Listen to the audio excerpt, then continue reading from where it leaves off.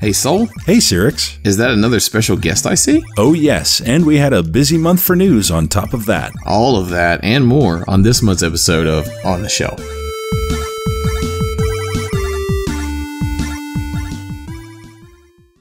Hello and welcome to the third episode of the On the Shelf podcast. My name is Cyrix. And I'm Soul. If this is your first time joining us, don't forget to check out our first two episodes. And if you like what you hear, don't forget to follow us or subscribe, depending on the listening platform of your choice. We've stepped into what has been an extremely busy month in collecting and the gaming world as a whole. So let's get a couple of corrections from last month's episode out of the way first. So in the last episode, I accidentally mentioned that the Octopath Traveler release date was July 19th. What I meant to say was July 13th. And I mentioned that Crash's appearance on Nintendo consoles was limited prior to. Now, what I should have been more clear on is that I was discussing these three titles, the Naughty Dog titles, because from 96 to 99, they were Sony exclusive. You have to remember, we are human beings.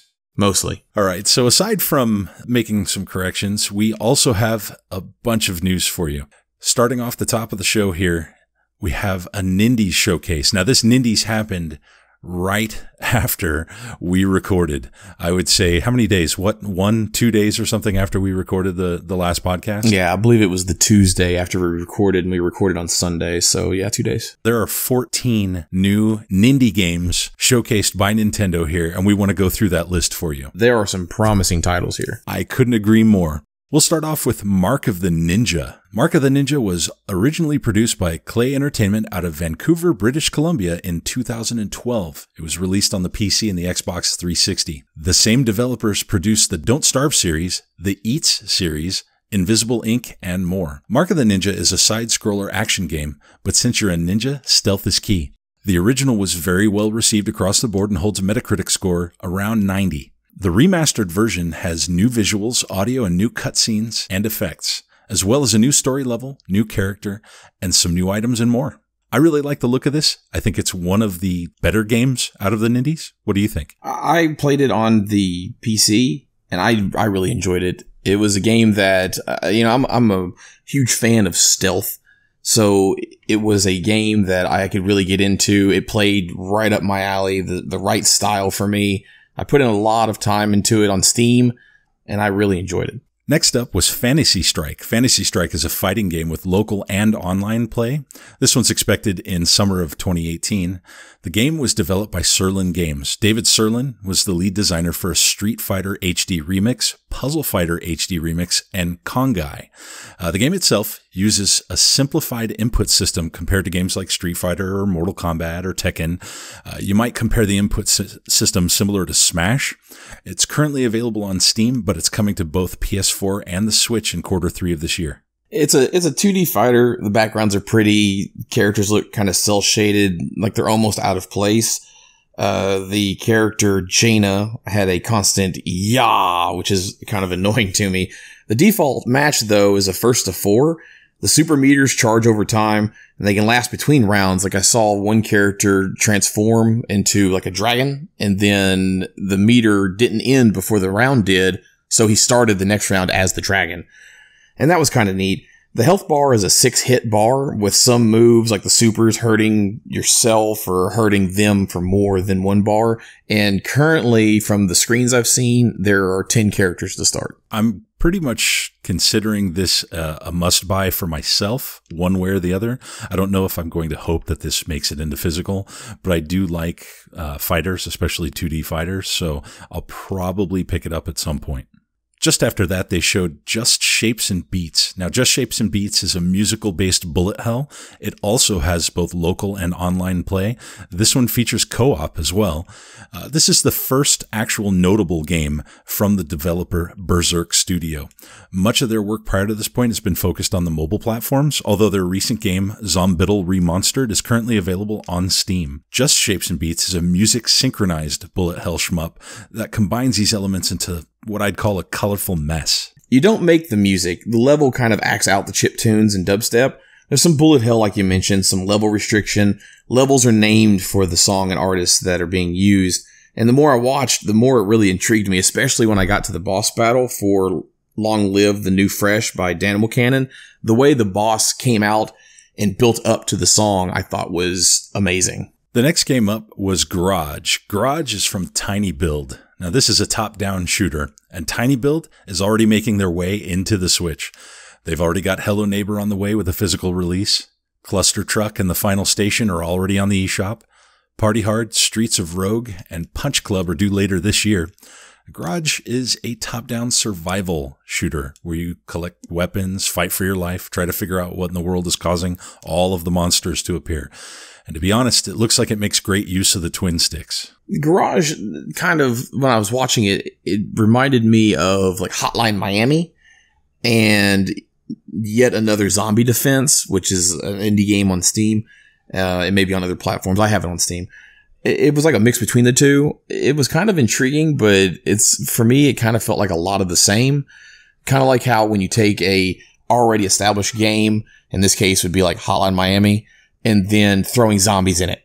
Like that's what it felt like to me. I don't know if that's necessarily a bad thing. It may not be. Zombies seem to work very well in some instances. It certainly works for games like Call of Duty, which have a specific gameplay mechanic, and then they throw in like a mini game that's zombies, which people eat up. I don't know that this one's going to work for me, but I am looking forward to Party Hard when they do release that. I am a big fan of Party Hard. All right, so the next one up was Pool Panic. Pool Panic came from Adult Swim. This one is honestly one of the stranger looking titles here. The developer is called Rekim, R-E-K-I-M. It's possibly the oddest game in the entire Nindie. It looks kind of like in a single player mode, you're controlling a cue ball during an adventure that spans through various style pool tables and odd environments. During the trailer, it looked like you could control a cue stick that would shoot the sentient pool ball into the other balls on the screen. Now, it might actually be worth a watch just because of the unique game style. So yeah, I noticed the pool cue was kind of like an ability. It would show up behind the cue whenever it wanted to use that ability or whatever. The level design looked kind of neat. It's very cartoony though, but you come to expect that from games from Adult Swim. Like look at the Unicorn games that they release. Those are very cartoony, but they're extremely fun, especially when you get into them. So I'm not saying I'm avoiding this game, but I am kind of reserved to it because it does look interesting, but at the same time, it does look kind of weird. Weird is a good word for that. The next one up, I'm really excited to see. Bomb Chicken. Bomb Chicken was developed by Nitrome Games. Nitrome has a plethora of games across mobile, web browser, and Steam, and they focus very heavily on pixel art. So the chicken, in this case, can lay bombs instead of eggs. Kind of makes sense with the name. After laying the egg, the chicken can push it towards the enemy and blow them up. They can also lay multiple eggs that will stack on top of each other. This allows the chicken to rise up to heights they might not otherwise be able to reach. Aside from using the bombs to dispatch enemies, you sometimes need to use them for various puzzle elements, and I really, really look forward to playing this.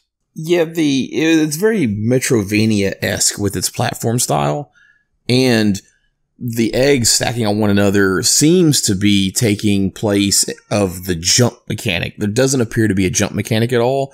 So you're using the physics of a fall forward from a height to gain distance. And I thought that was kind of neat to see. I wasn't really big into the idea of it until I started doing the research on it.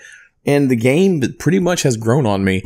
I'm looking forward to seeing how this plays, especially on the Switch. If there's enough content, and if this plays the way I imagine it plays, I could see this potentially getting picked up for some sort of smaller release from one of the limited publishers. That would be very, very interesting. So next up was a familiar name, Luminous. This one is Luminous Remastered. It's the classic puzzle with the new look using HD Rumble. Now, Luminous was originally published back on the PSP in like 2004, 2005, depends on the region you're in. The designer of Luminous is Tetsuya Mizuguchi. He also produced some of the classic Sega games for both the Dreamcast and arcade machines. Do you remember Space Channel 5? I definitely remember Space Channel 5. Yeah, so the original of this sat at the top ranking of all PSP games for 4 years until it was finally dethroned in 2008 by God of War Chains of Olympus. That's a long time to sit at the top of a platform like that. The remaster seems to take the visuals and just crank it up a notch with colorful HD. And according to the trailer, it will take advantage of HD Rumble. So there's going to be a whole other aspect to the classic puzzle experience. And I'm looking forward to picking this up. I don't know if you ever played the original. I certainly did. It's not my kind of game. I'm not big into the light and sound puzzlers, really. The music is obviously really well done. I really enjoy that. I like the idea of the HD Rumble support. So far, the only game that's used HD Rumble to amaze me has been Kirby. And that was in one specific spot. So I'm very interested in seeing how a game tries to utilize HD Rumble in interesting ways from start to finish. So I'll probably give it a try, but I'm not jumping on the bandwagon of it because I wasn't a fan beforehand. And that's understandable, but I would suggest checking it out if you get a chance, especially if they do a demo. Yeah, if there's a demo, I will definitely be checking it out beforehand. Next up on the list was Reigns, Kings and Queens. The developer is Nereal and Devolver Digital combined, so it's a two-part game. It's actually got both the original Reigns and the sequel, Reigns Her Majesty. Both of these games are currently available on Steam and mobile platforms, and they're pretty well received on those platforms. The game employs kind of a novel mechanic of swiping cards to the left or right to make choices that impact your kingdom. Each choice will change the different pillars of the kingdom's society, and there's a few different ones. And the game will end if any metric gets too high or too low. I wasn't terribly interested in this game, but I'll probably check it out in further trailers. It's hard for me to see this game and not immediately think of Papers, Please, where you basically have a set where you are making decisions that are going to affect the game's yay or nay kind of system. Like, did you do this right? Did you do this wrong? And after so many missteps, you will start to lose things. And after so many, well done jobs, you start to gain more. So it's kind of a balance sort of game, which Papers, Please isn't necessarily that, but the game reminds me of it because you're swiping yes or no to these different scenarios, and Papers, Please are, do you let this person through or not? So when I saw it and I saw the cards, that's immediately what I thought about. Maybe it's because in Papers, Please, you're being given stuff to look at, and that's kind of what this is. It's not necessarily my cup of tea, though I do like that they're releasing both games in one, combining the original game with Her Majesty.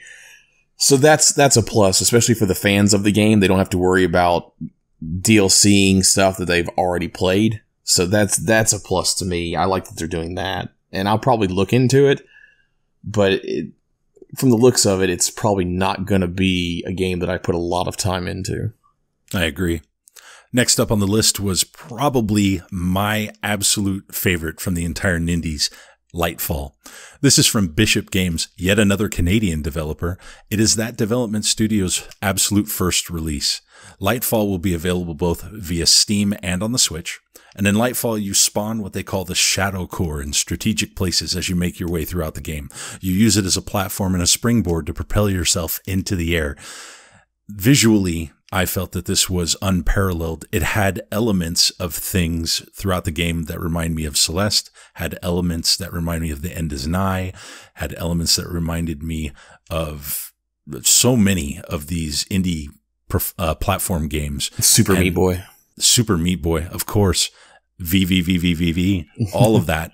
I mean, ultimately, I felt like this was the most promising game of everything that's there, especially with the recent success of Celeste. Celeste is one that I'm really hoping gets a physical. Lightfall is a game that it did catch my attention, but as I'm watching it played, all it really drove home to me was this game is going to make you very angry. And that's because that's how I feel about games like Super Meat Boy and The End Is Nigh and Celeste. Those are just that's the type of gameplay that angers me. And it's not something that stops it from being a good game, because I adore games like Super Meat Boy, but going into it knowing that I'm going to be angry at the game is one of the reasons why I haven't started The End Is Nigh yet. because I know that I'm going to be angry throughout the entire time I play it. Lightfall Tiny Barbarian. Tiny Barbarian's not in the same category, but because that's hard for a different reason. But it's hard because it's a good game. There are plenty of good games that are not hard. Don't start that. So it's hard because you suck. You know, why do I talk to you? So I'm not sure. But it's going to be a great game. I like the mechanic where you have the cube that pops out, so it kind of gives you a little bit of leverage where those other games didn't. So that's neat. The graphic wise, it is amazing. Like, it looks really good, really, really clean, really pretty. It's dark, kind of reminds me of like Endless Night or Limbo. So that is good to me. I like that kind of art style. So it's a game that I will try. If it gets a physical release, obviously I'm gonna jump on it.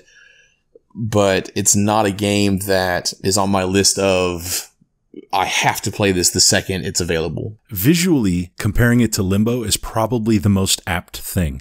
That's so much of what I saw when I saw that. So I totally agree with you. The next game is turning that whole thing on its side and spinning it around in a spiral. I don't even know how to classify the difference between what we've seen prior to on this Nindie and this next game, West of Loathing. It's a black and white stick figure RPG from Asymmetric Publications, and it weaves Western action and comedy together. This is actually an offshoot of their free-to-play MMORPG called The Kingdom of Loathing, which is a browser game. It is a browser game, and West of Loathing is actually currently available via Steam. Yeah, West of Loathing, I had a lot of friends, especially in college, that loved Kingdom of Loathing. I was into some of the text-based web browser RPGs throughout high school and college and stuff. Kingdom of Loathing is not one that I ever played, but it got enough praise that I did look into it a lot. And I have a soft spot for Westerns. Stuff like Red Dead gets me. So this game I'm really looking forward to, because it's going to take the comedy and the insanity of Kingdom of Loathing and bring it into a Western format, which I think in terms of comedy, it's really an untapped market, especially in the video game series. So, you know, we have stuff like Blazing Saddles, which is a comedy that took place in Western times. But we don't really have a game that's a comedy that takes place in Western times. And I think this is going to hit that mark. Obviously, there's not a lot of people asking for comedies in Western times. Don't misconstrue that. But it is a draw for people. It's answering a question that was never asked. Exactly. But that's not necessarily saying the question shouldn't have been asked. Exactly. There's a lot here for people who love comedy, people who love Western games, and it's going to be a meld, and somebody's going to look at that and be like, you know what? I didn't know I wanted that, but now, definitely.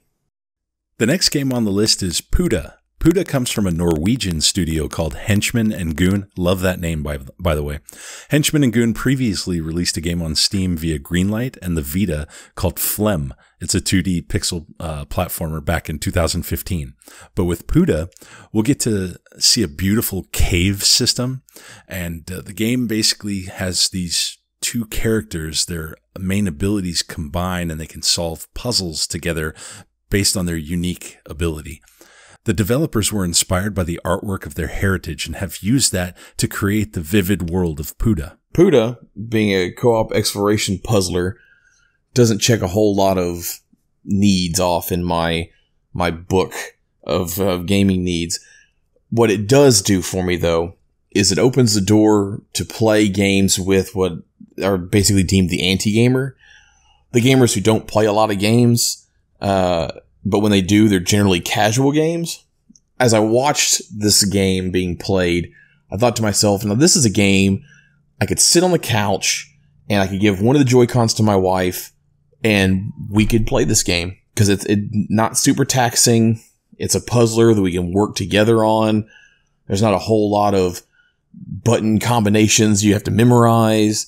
It's very simple, straightforward, just solve the puzzle. So that's a huge thing. Like all the other things that I look for in games can be kind of pushed to the side once or twice when it comes to new releases. And this is one of those times for me. The other needs I have for games, I can overlook completely because this is a game I can pick up and just play casually on a night off with my wife. And I like that. I like having that option because there's a lot of games that she will look at and be like, no, never, not touching it. Nope. I think one of the things that I saw within this game is something that is missing from a lot of games. Non-competitive co-op, where you can actually just truly play with the other player instead of against / with the other player. Yeah, you mean like my wife can play with me rather than me throwing her intentionally off of cliffs over and over again? Yes, I'm sure you do that frequently. You gotta love those new Super Mario games. The next game on the list was The Messenger. This is from Sabotage Studio, yet another Canadian developer. One of the studio's 2 founders was actually an executive producer on Chariot, which was released for the Wii, among other platforms, and we're going to have a sequel coming for that, or a remake, I should say. The Messenger looks like it was ripped straight out of a Ninja Gaiden cartridge, and I'm not complaining at all. Continuing the fantastic looking list of titles in this Nindie, I am looking forward to playing this one. The Messenger is the one that stood out to me hands down. This is the one that I am begging that a physical edition gets made. I want this game on my shelf. It is the Axiom Verge of Ninja Gaiden. I want to play this game. I want to get angry at the parts that are going to be hard just because you know there's going to be some. I want to feel like I've accomplished something when I get to the end of it. And they improve upon it. It's not just like a straight Ninja Gaiden game. Like Axiom Verge did for the Metroid and the Metroidvania, where they added in a whole bunch of new weaponry and different gameplay aspects, the boss fights and stuff like that. This takes Ninja Gaiden and adds in stuff like skill trees, and there's areas of comedy in it too. Like, I don't know if you remember seeing the big bad boss floating down from the top of the screen, and when he gets to the bottom of the screen, he's big and bad because his cloak is so long that when he actually lands, he's shorter than you.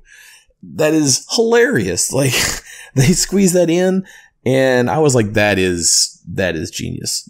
I loved it. On top of that, I love the idea that you can switch modes between the 8-bit look and the 16-bit look. That was a huge, huge surprise. And well, whether or not they announced it or not, it was a surprise to me when they allowed you to do that in like, Wonder Boy. And I thought that was a really nice touch. And this is the perfect game to have that exact same option. I thought it was great. So I would agree with you on the physical. If there's going to be one of the games out of here that deserves it, this sort of looks like it would. Yeah, most definitely. The Messenger is one that I feel like I'm probably going to end up double dipping. It's one that I want to play bad enough that I will splurge on the eShop and continue to push for a physical release and buy it a second time if it gets one. I think I had something in my ear. Did you say you would actually pay money on the eShop for a game? Well, I would use all those points that I take advantage of that I got from all my purchases because I waited to, redeem my cards. The next one on the list is Bad North. Bad North is a Swedish studios game. They are called Plausible Concept, and they've developed this roguelike tactics game. It's coming to many platforms: Steam, Xbox One, PS4, mobile, and of course, Switch. I personally love the art style with this game. I love seeing the little troops move about for combat on the little small but beautiful islands. It also looks like a game that you could spend either 15 minutes or 8 hours with if you wanted. It's one of those games that it's very tower defense, except you're in a centralized area and you're just moving around it, stopping the invaders from all sides, rather than having to build up defenses along a road or a track. So, like I said in the previous podcast, tower defense really isn't my cup of tea. I liked the way they were doing it in this one, but I'm not excited. I can't get excited about it. It looked good. The graphics were, artsy, and I liked that, but it's just not the kind of game that I'm really into. Did you ever play Field Runners or Field Runners 2? No. I'm going to need to introduce you to those because you keep saying you don't like tower defense, but you haven't played a couple of epic games. And those two are absolutely. And those two, are games you should. You don't like tower defense. So here's some tower defense games that you should totally play. Only because I think that if you don't like tower defense, you haven't been exposed to the right ones. Well, just, if you, I'll check them out if you want me to, but, even if I enjoy one or two tower defenses, it's probably not going to change my idea of not liking tower defense. I now have a new goal in life. Well, your first goal was to have me beat Tiny Barbarian, and you've yet to achieve that. It'll happen. Just give it time. The final game that was announced during the Nindies was Banner Saga 3. This is probably the largest profile release within the entire Nindie, and it makes sense why it was last. This tactics and strategy RPG from Stoic Studio is they're out of Austin, Texas. It's the third game in the saga. The animation process they use for this is really awesome. They actually use rotoscoping 2D animation, just like old school Sleeping Beauty type of thing. In fact, the visual style, when I look at it, reminds me heavily of that late 70s, early 80s Lord of the Rings animation. But Stoic is not just bringing the latest in the Banner Saga to the Switch. We actually get Banner Saga 1 and 2 as well. I don't have a whole lot to add to that. I have Banner Saga 1 and 2 on multiple platforms, and I never really got into them. I appreciate the kind of game they are. It's a game that I probably would get into if I sat down and played it enough to start to get a little bit of a feel for the characters, because I know that, the way you play the first two games is going to affect how certain characters are in terms of the third one, whether or not they're available or, if you've crossed them. So I do like that, but I didn't play long enough to get attached to any of the characters. So I'm not pushing this one away. I'll probably try it. Definitely, if I do, I'll have to start at the beginning because your save files carry over, and that's a big deal when you're playing this kind of episodic game. So I'll look into it. I'm not shunning it away, but I'm not telling people, hey, you have to get this, you have to get this, you have to get this. I don't think I would be either. However, I do think the visual style is something to behold. Plus, it's a tactics game. I like tactics games. The movement styles, the planning, the strategy that goes into that is kind of a thing that I just enjoy overall. So I think that I'm going to probably pick this up. However, I could see the entire trilogy making it to physical if this does well in the eShop. Yeah, it definitely could see physical. It seems like there's been a push for it previously. It would make more sense now that the story is complete. I'm assuming the story is complete. I haven't heard any rumblings about a fourth one. So it would make more sense to do physical now. They could probably, depending on how they do, if they do any remastering of the graphics, they could probably fit at least the first two games on a single cartridge. I don't even know that it would need remastering necessarily. That's what I'm saying. Like, whether, depending on any remastering they feel like they need to do, I don't think it's necessary, but I'm not a perfectionist when it comes to this game. So, they may want to. Well, speaking of perfection, I'd say for a Nindies, this was pretty darn close. You had a lot of titles in here that really looked, I'd say pretty good. Out of the 14, I'd score at least 7 of them as promising, if not more.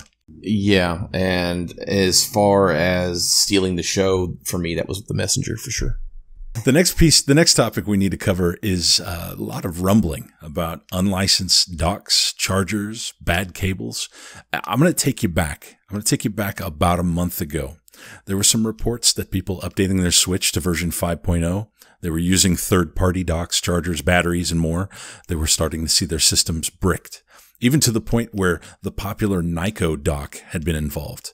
I would have expected better from them. This would have been a licensed product, I would have thought.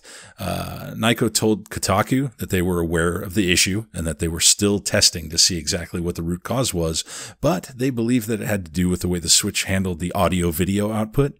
Nintendo turned around and released an official statement recommending that the Switch owners out there only buy officially licensed Switch products, and specifically said unlicensed products. I'm going to quote this. Quote, unlicensed products and accessories do not undergo Nintendo's testing and evaluation process. They may not work at all with our game system, and they could have compatibility issues with certain games, the Nintendo Switch system itself, and other licensed accessories and peripherals. End quote.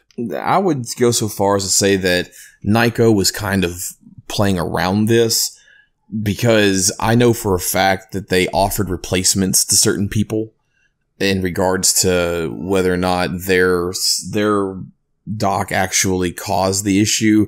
I would think that if they were an officially licensed product, that Nintendo would have been the ones that are like, well, we can fix this or we can replace this, not Nyko. Nyko was trying to circumvent Nintendo. And this is just my thoughts, but you can say you expect more from Nyko, but this has been a running thing for Nyko. The intercoolers on the original Xbox 360s didn't do anything to help the Red Ring of Death. In fact, in some cases, people are saying that it sped up the process to achieve a Red Ring of Death. I know that I have the Nyko charge kit for my Wii, and it caused the power brick of my Wii to fail. And I know that it was the Nyko because I have a friend who did the exact same thing. And the only thing that we used that was not an actual Nintendo product was the Nyko charging kit. Now, reminder that this wasn't just their accessories. There were others. No, I agree. But I'm saying that you mentioned that you would expect more from Nyko. I'm just pointing out that this has been a track record of theirs. Now, as far as the entire line goes, I understand that the docking and the cables and the batteries and stuff, like even the ones that come packaged with the Switch, like they've been running tests on all these, and it has to do with the USB-C, the amount of power it draws by default and through the Switch. So there's a difference there. So even some people are saying that using USB-C cables that you buy for power consumption aren't going to be good unless you're using the one that comes with the Nintendo Switch. So like wall jacks are going to be like the wall plugs are going to be different because of the way the Switch draws power. So let me jump right in on that and say that on the heels of that whole charger dock situation, Nintendo of Japan had just recently updated their website with specific details about the USB-A to C cable that would need to be used with the Switch. And this situation mimics the exact same one that we saw on things like cell phones, where USB-C cell phones were still somewhat new and they were connecting with USB-C and USB-A cable.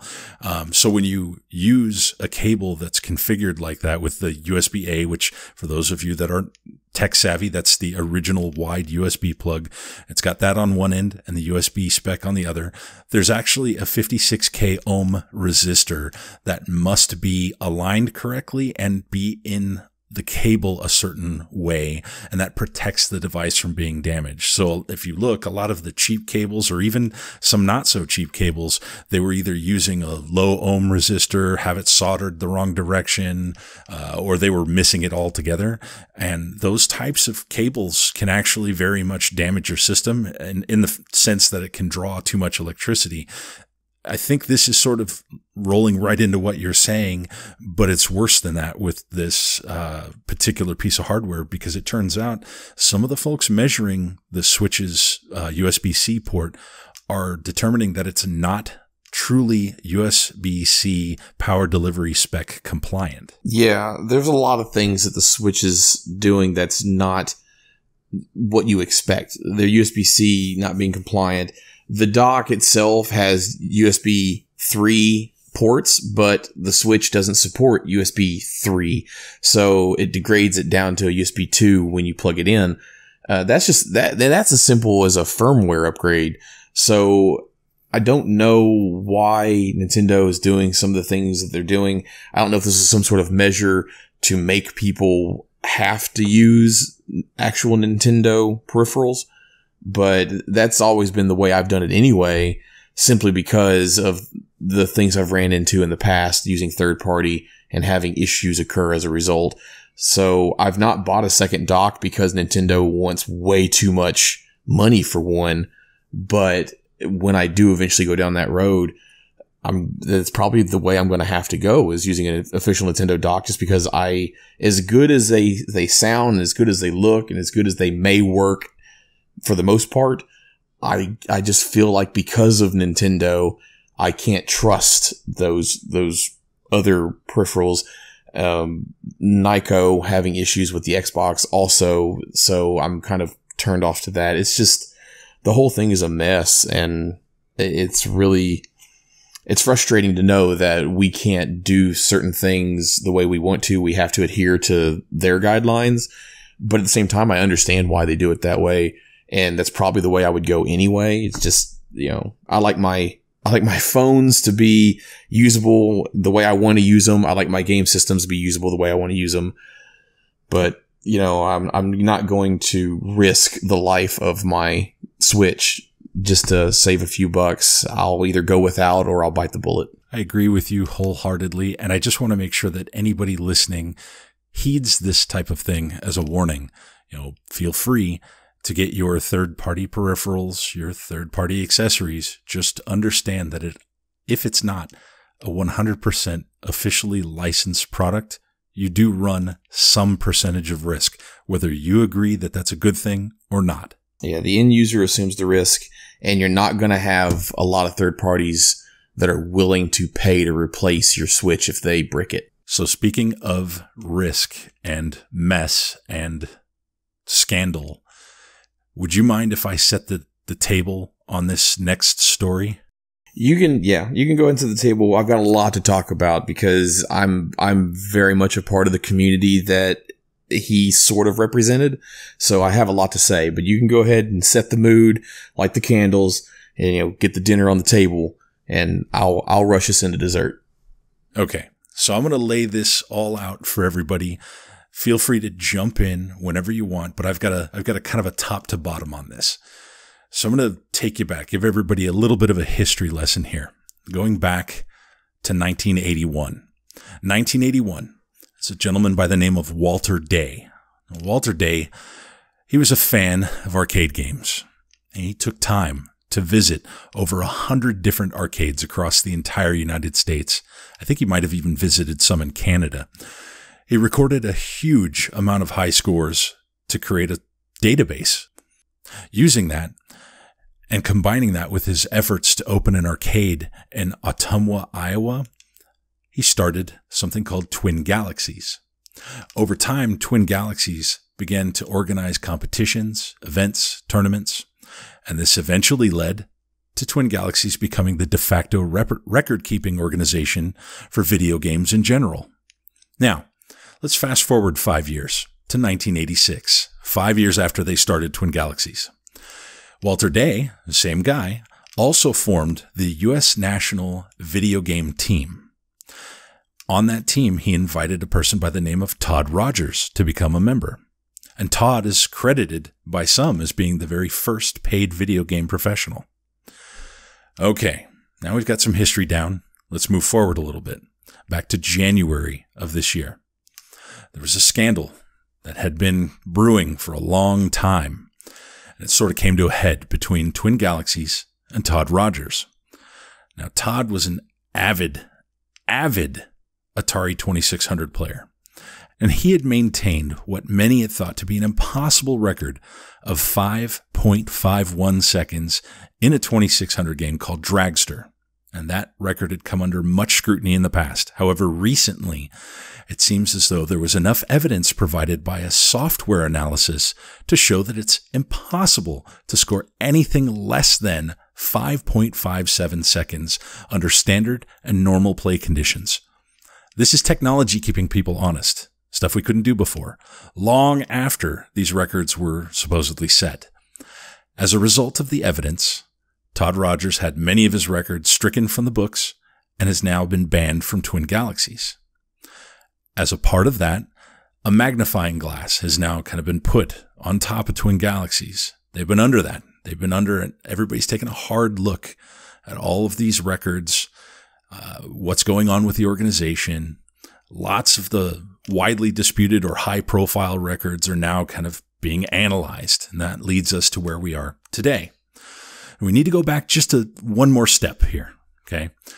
So that gets us to August of 2017, kind of in parallel of what's going on with Todd Rogers.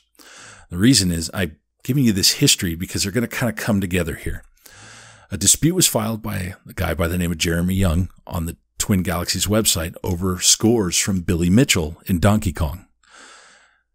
In this dispute, visual evidence from videos of direct feed footage from recordings that mimic, or they show these games, they mimic the exact screen drawing behavior of the multi-arcade machine emulator, otherwise known as MAME.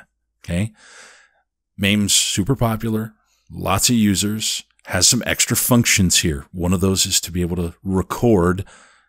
You can record what you're doing. You can roll it back and pick up, so you can kind of rewind, pick up again, screw something up. Oh, let's just rewind a little. All of this included the famous 1,047,200 score shown in the entertainment documentary The King of Kong, featuring Billy Mitchell, among other people. Todd Rogers actually in that as well. So on top of that, there was evidence showing severe doubts with the integrity of some back-to-back scores of over 1 million points in Donkey Kong and over 1.2 million in Donkey Kong Jr. in a piece of footage. Twin Galaxies judge who validated and witnessed the score? None other than Todd Rogers. Well, just a couple of days prior to the podcast, to our recording of this, Billy Mitchell has now had all of his records stripped and is banned from Twin Galaxies. This is an unprecedented move. And it gives some credit back to the organization. Okay? It kind of is going back to Twin Galaxies saying, hey, we know that there's some problems. We're going to fix this. And I think the biggest positive aside from that is that now the credit for being the first player to reach 1 million in Donkey Kong is no longer Billy. It's Steve Wiebe. Steve is an amazing Donkey Kong player. He no longer holds the top record, but he was truly the first player to break 1 million on that classic game. So that sort of sets everything up, gives everybody the history of what happened recently. I want you to tell me more. Tell me stuff I don't know. So from what I've researched and gathered, Billy Mitchell was more intricate than what people originally thought. He was kind of like a silent partner on the board, so to speak, of Twin Galaxies. He's actually been a part of a lot of world record runs for a lot of people. And I say I'm a part of the community because I do have a background in speedrunning a little bit. I'm not super deep into it. I held a world record for a little bit of time for an obscure NES game that I won't go into great detail about. But I do feel the passion that these guys in the community have for what they're doing and how serious they take it and how much they enjoy doing what they do. And to have somebody who, even though a lot of people didn't like him because he was basically the protagonist or the antagonist of the King of Kong, Billy Mitchell was a high profile person in this sort of community. And so having this happen is a huge black eye. But the fact remains, though, that it's been an ongoing thing within Twin Galaxies, because you had Todd Rogers verifying Billy Mitchell's stuff, Todd Rogers himself doing things that has been, even tool assisted, has been proven to not be possible. And then Billy Mitchell doing all this, because if you watch the King of Kong documentary, the million point game and stuff like that, he submitted tapes that he claimed were real when Steve Wiebe was doing it in person. You know, he traveled to do this with Billy, and Billy wouldn't show up and would just submit tapes after the fact and negate everything that Wiebe was doing. And it felt like they were just taking his word for it. So that kind of, it turned the whole thing sour. A lot of people, that documentary soured a lot of people on it. And now that everything's come to light, it's not necessarily retribution. It just, I guess they feel better about it, but at the same time, they're upset that it even happened to begin with. Like people want these scores to be legitimate. They want to be taken seriously. But when you have people that are so caught up in themselves doing this, it just kind of ruins it for everybody else. And last night when I was doing a lot of this research, I did end up watching a Netflix documentary called Man vs. Snake. And I don't know if you've ever heard of it. It was a good documentary. It's a Man vs. Snake, The Long and Twisted Tale of Nibbler. And it's about a guy named Timothy McVeigh, no relation. That's a scary name. Yeah. There's jokes abound, about this, but, Timothy McVeigh did a marathon run of Nibbler at Twin Galaxy. He was a local who went to Twin Galaxy. Now, for those who don't understand, Nibbler is basically, it's a different version of Snake on the phones. You're eating the orbs that make you grow longer. If you run into yourself, you die. And Nibbler is a game that, in order to hit, it was the only game at the time that had a 9-digit scoring system. So essentially it set it up so that a billion points was possible. But in order to get 1 billion points, you had to play for roughly 40 hours straight. Wow. And he did it when he was like 16 or 17. He got a day named after him. He won a free Nibbler cabinet and stuff like that. And then come to find out that Billy Mitchell was in this documentary. Billy Mitchell was a friend of his. Billy Mitchell was there to witness a lot of this stuff. And when he come to find out, he'd actually lost his record not long after he got it, but he never knew because Twin Galaxy didn't recognize the new score from a guy over in Italy, I believe. And then as a 40 or 41-year-old man, he decided he was going to marathon it again to get his record back.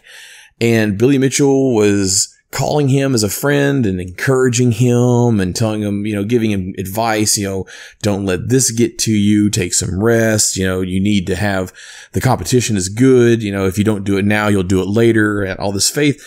And as I'm watching this documentary, knowing what has become of Billy Mitchell's scores and his reputation, I can't help but feel bad for the guy.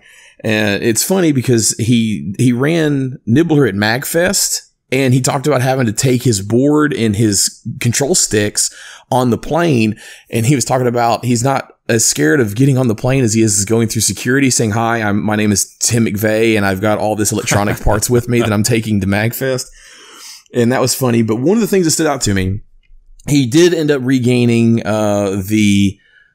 the score. It's since been beat again, I believe, but he did end up regaining it in 2011 on Christmas Day at home on his home Nibbler cabinet.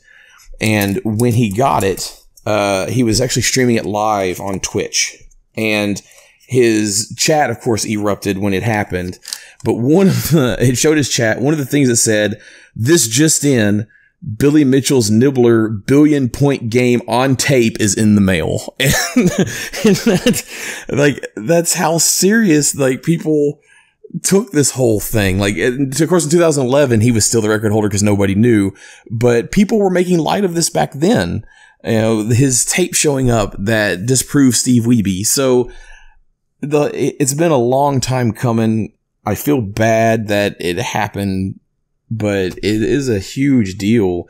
These people, Like, people don't see speedrunners and world record holders for points games as being like a legitimate sport, but these guys marathoning, as a 40-year-old marathoning, 40 hours in a game is insane. Like, it takes so much out of you that having something like Billy Mitchell or Todd Rogers stain that kind of legacy.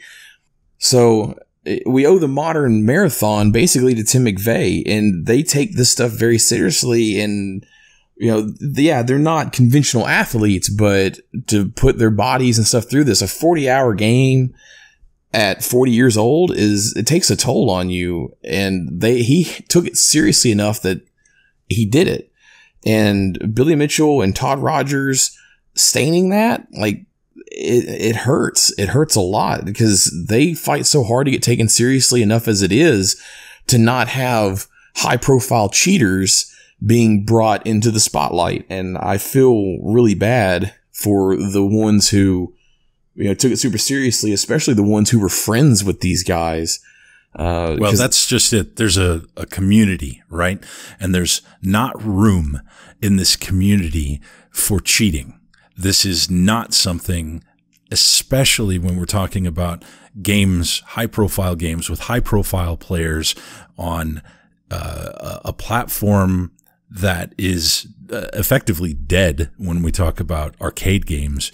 These are records that at some point may be the last we ever see of those particular games having those particular records placed. And what I don't want to do is have somebody like Billy cemented into the annals of history with a record that was completely illegitimate. Yeah, I don't know. It's probably because of my ties to the community. Like, I'm not well known, but I have friends in the community. I have some high profile friends in the community, and I haven't spoken about this with them, but I mean, you can tell that a lot of people were very upset that it came to this.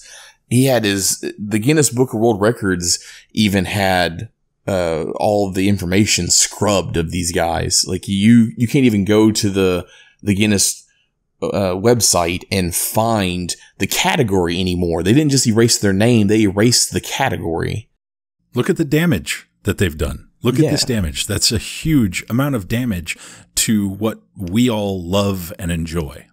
Yeah, it's a hard pill to swallow. The community, no doubt, is going to bounce back from it, though, and I'm thankful for that. I know how the community is super welcoming. Like, when I was playing around with Twitch and streaming on Twitch, when I was speedrunning and doing Mario Maker and stuff, that is when I had the most people notice.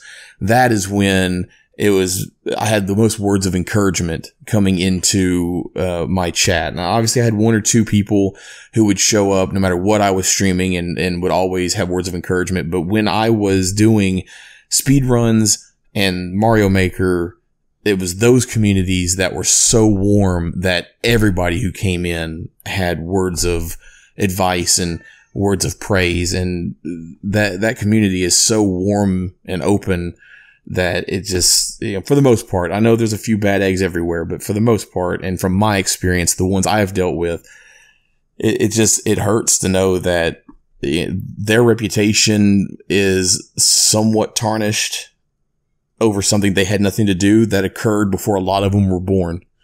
And it's sad that they have to go through that, but it's a community that's really going to bounce back. They're very strong, very loving and open for the most part. So I have no doubt they'll make it out of this. And there are a lot of games out there to get records on, not just Donkey Kong, not just Nibbler, a lot of games. Speaking of a lot of games, there have been a few games released since our last podcast. First one on the list was Penny Punching Princess. Now, this one is the only one actually this month that's made it to shelves by the time we're actually recording since the last one. After that, we'll see Wild Guns Reloaded.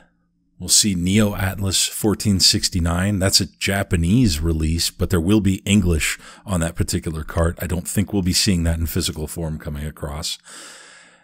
a big one coming up right after that. Nintendo LABO. We've mentioned it on previous episodes here, and I kind of want to talk about LABO a bit.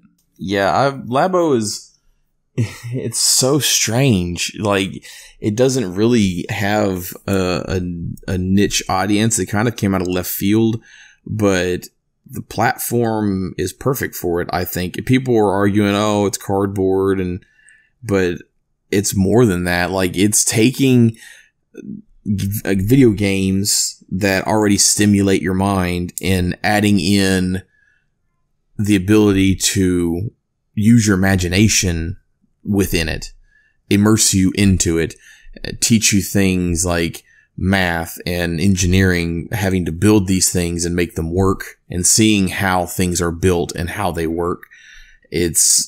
I think it's going to be bigger than what a lot of people are laughing about. I'd agree.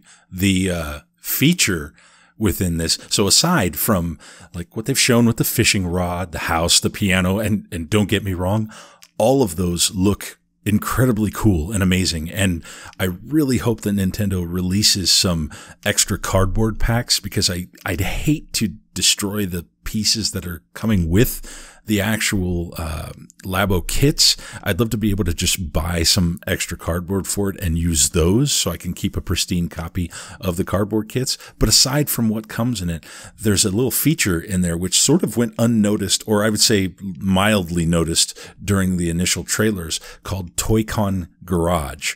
And this is hitting on that rudimentary, engineering, programming, the core pieces of science, technology, engineering, and math. STEM, right? STEM has a massively growing need in the workforce. The U.S. Bureau of Labor and Statistics predicted that there will be approximately 1 million new jobs added between now and 2022 related to STEM. And it's estimated that nearly half of these STEM jobs won't actually require a bachelor's degree, even though they're skilled labor. On top of that, approximately 93% of STEM jobs today have salaries above the national average. So now, in order to fill those jobs, we need to ensure that the future workforce is both educated and interested in STEM.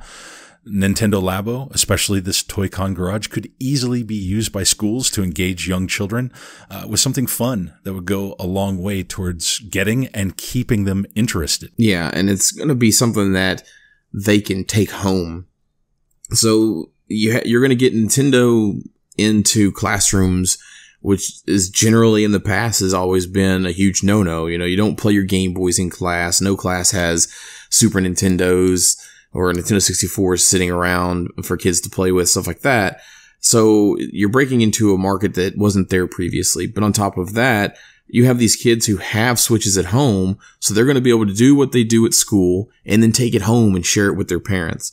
So it's going to be even more learning, because then they're getting to show their excitement, and I think it's a very well done idea, and I'm looking forward to seeing it actually come to fruition. I've pre-ordered both the Variety and the Robot Pack. I've also pre-ordered the designer kits, so I'm looking forward to doing this. And my son's a little bit too young to enjoy it right now, but hopefully by the time he is old enough, they will be offering either more kits or at least replacement cardboard so that I can share it with him.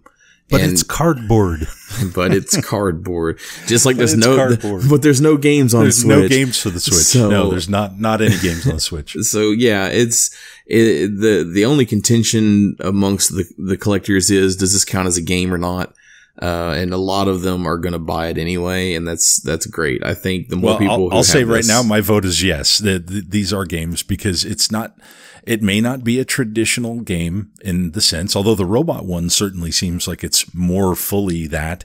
But look at all the little bits and pieces. I mean, if you take something like WarioWare or Party Planet or whatever on its own, any one of those is not going to fill a cartridge. But that's what this is. Yeah. The downside to it being a game, though, is there's not a whole lot of games that if you lose parts of it, you can't play the game anymore. So, but the good news is it's cardboard. So if you need more, you know where to get it. Buy replacements. Yeah. The one little neat thing though is from what I've seen, and I don't know if it's going to be in the final product or not, but the cases are actually different. The labels are black instead of red. So and they're numbered. I think they have like 01, 02 kind of thing. Yeah. So that's kind of neat.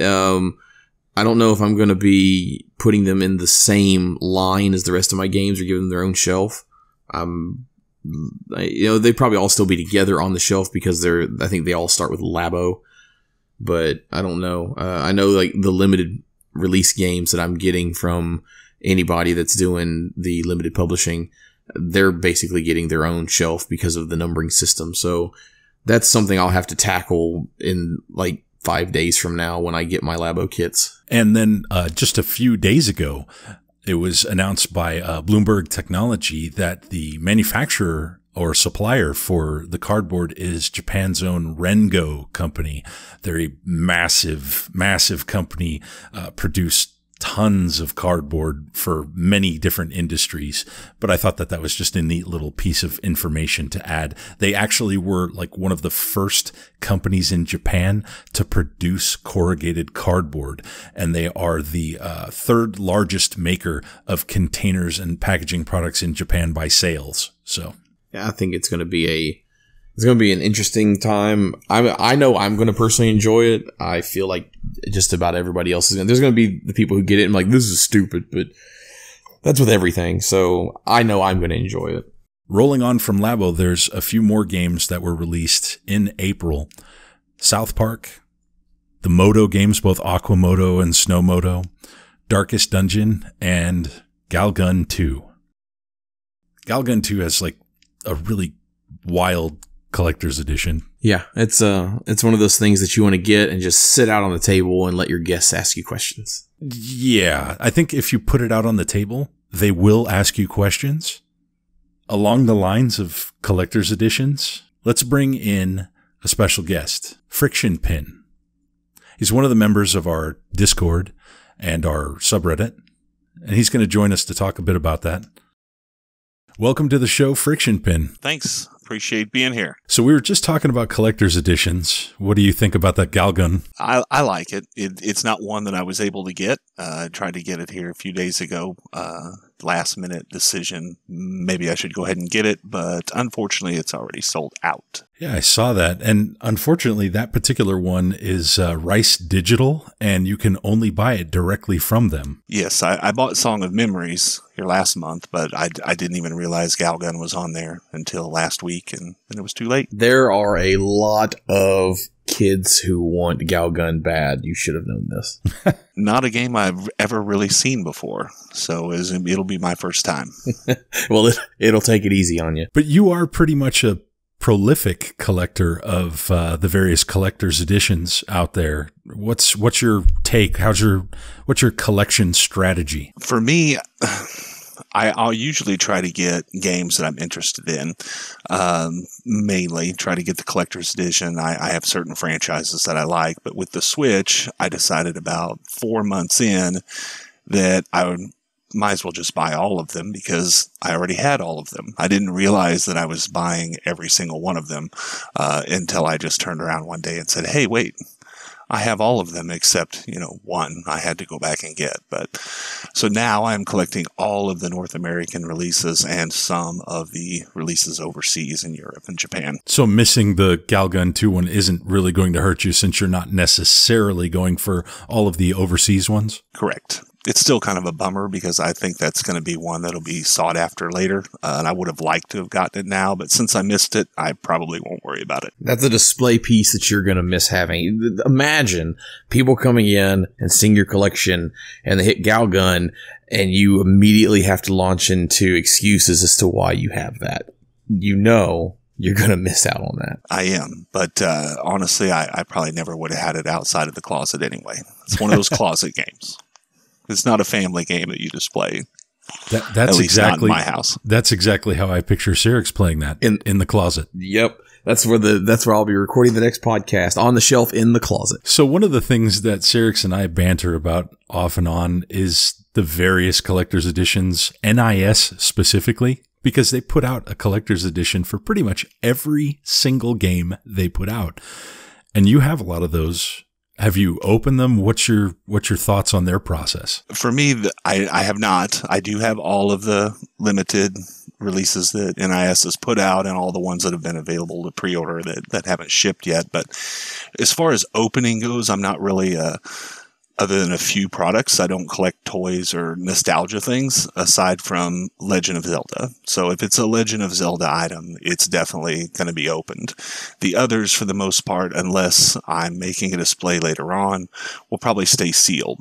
You know, if I decide later that there's another franchise that I'm particularly interested in and I've got a lot of other things across other platforms I want to put together, I'll probably open those up and make a display out of them. So you buy your standard editions and the collector's editions, or do you just get the collector's editions and then not open them and buy standard only if you want to play them? Correct. So I'll always buy the collector's edition first. Sometimes I'll buy both at the same time, but if I'm going to play a game, it will not be from the collector's edition unless I have already opened it for another purpose. Now, what about the collector's editions that you're looking at from overseas? What entices you to actually jump into those? For me, it's mainly going to be games that I'm interested in or franchises that I'm interested in that I go to first. The secondary part, myself being, I'm on various trading sites and other things, I'll pick up some additional ones that I think may be desirable to other people later in case I miss out on something. For instance, the Galgun collector's edition, maybe somebody has it down the road and I have something they want. I'll trade one of my other CEs for that later. Okay, so you're talking about some collector's editions that you might miss out on and they may be sought after later and you might trade into them. So that brings on the whole question of rarity. In the first year, we seem to have a couple of standouts. The RCR DX obviously is going to be rare eventually. Like right now, most people who want it have it, but down the road, people who get in late are going to have to pick it up in the secondary market. And that's the same for the Bayonetta Climax Edition. But there are, there's at least one game that we know of that is currently like semi-rare that got a wide release in the US, and Lost Sphere looked like it was kind of going that direction, but Square has since reloaded that. So the only one that seems to come to mind now is Binding of Isaac, the first run.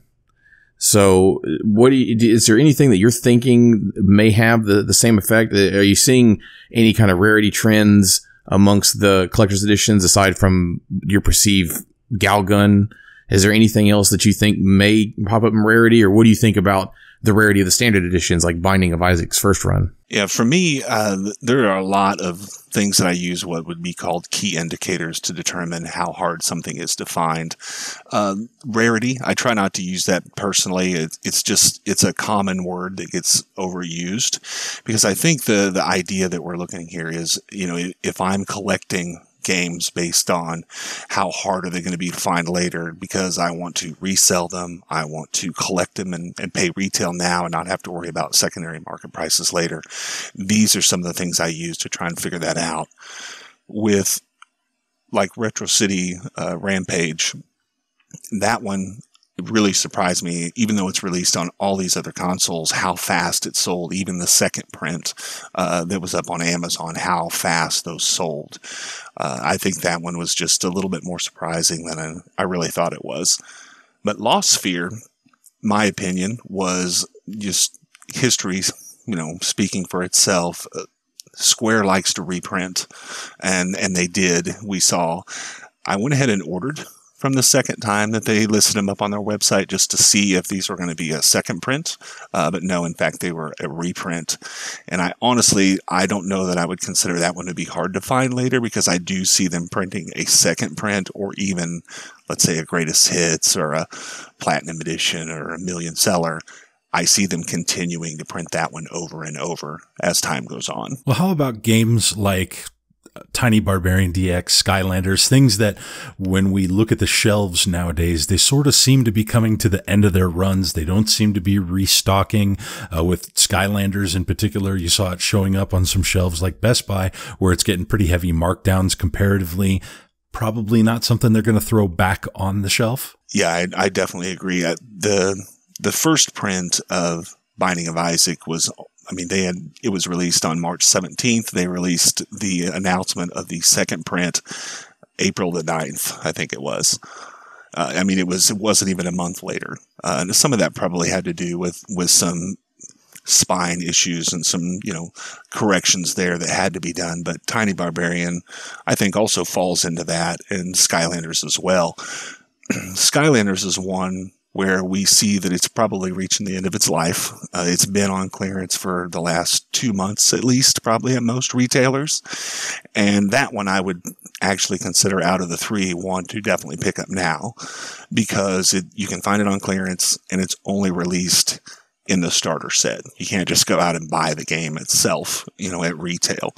So I think that one down the road will be quite a bit harder to find than the others, because people aren't wanting it. And it's on clearance forever. People are just kind of letting it set. And then one day it'll be gone. And a lot of people will say, hey, what happened to that? And I never got one. It should be noted that the Skylanders is not going to be redeemable in the eShop. Like, you can't redeem the cartridge. It's past its 1 year. Then there's some games out there that we've talked about in the Discord and even on the subreddit, where when they come along, they seem to be potentially more scarce to find. The games that come to mind right off the bat were Mora EX, and for a little bit, Stern Pinball was in the same kind of position. In fact, with what's happening with Toys R Us, which was where that sort of started to show more. Toys R Us is going away. I wonder what will happen to that stock. But tracking scarcity on games like this. I could honestly talk about that for probably an hour. There are a lot of, variables that you can use to try and figure that stuff out. Obviously, a lot of it is speculation, but there are some things you can look to. The history, how many regions was a game released in? Was the publisher only releasing that to a certain retailer? There are various different ways you can look at that. Is it only on the Switch console? Those are some things you start to look at first, at least I do, when I'm looking at a game that might have some kind of hard-to-find feature down the road. Does it sell quickly? Does it remain on store shelves like Skylanders? And does it stay on clearance forever? Or does it go on clearance, come off, go on, come off? If it's restocked, how fast is it restocked online? Those types of things are some of the first things that I look for. Yeah, I know from personal experience that the Mora EX and Stern Pinball seem to be the ones that were obviously getting kind of scarce. I know when I ordered Mora the first time, I got it really cheap off of Amazon, and then as it got to the point where it was supposed to be delivered, it was delayed and delayed and delayed.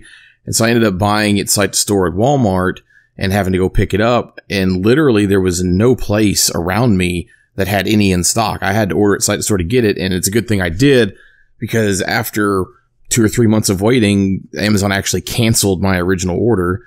And then Stern Pinball I picked up at a Toys R Us, just because the only other place I'd ever seen it was GameStop. Now, I think I've seen it show up in searches like at Target and stuff, but it's not a game that seemed to be available everywhere. And the scarcity of it seemed to be kind of evident in that. Only kind of comparable would be something like being able to find a copy of, say, 88 Heroes, which wasn't an Amazon exclusive, but seemed to only be available on Amazon, but it is available. So you could get it very easily. Whereas Stern Pinball at first seemed like it was going to go be an exclusive to kind of like GameStop. And then it started showing up here and there. But Mora, I've never found in a store everywhere. I've seen Stern on shelves, but Mora, I've only heard of people saying that, oh yeah, my Best Buy has one or two, or oh yeah, I saw it at Walmart. I've never seen it at any store I've gone into in any city or state that I've visited since I started collecting. Yeah, I mean, we could talk about rarity forever. I think that at some point we are going to cycle back around to this, considering the nature of the audience that we have, folks that are liking to go out and purchase physical copies. This is something that they're going to want to revisit on a regular basis after more games come out.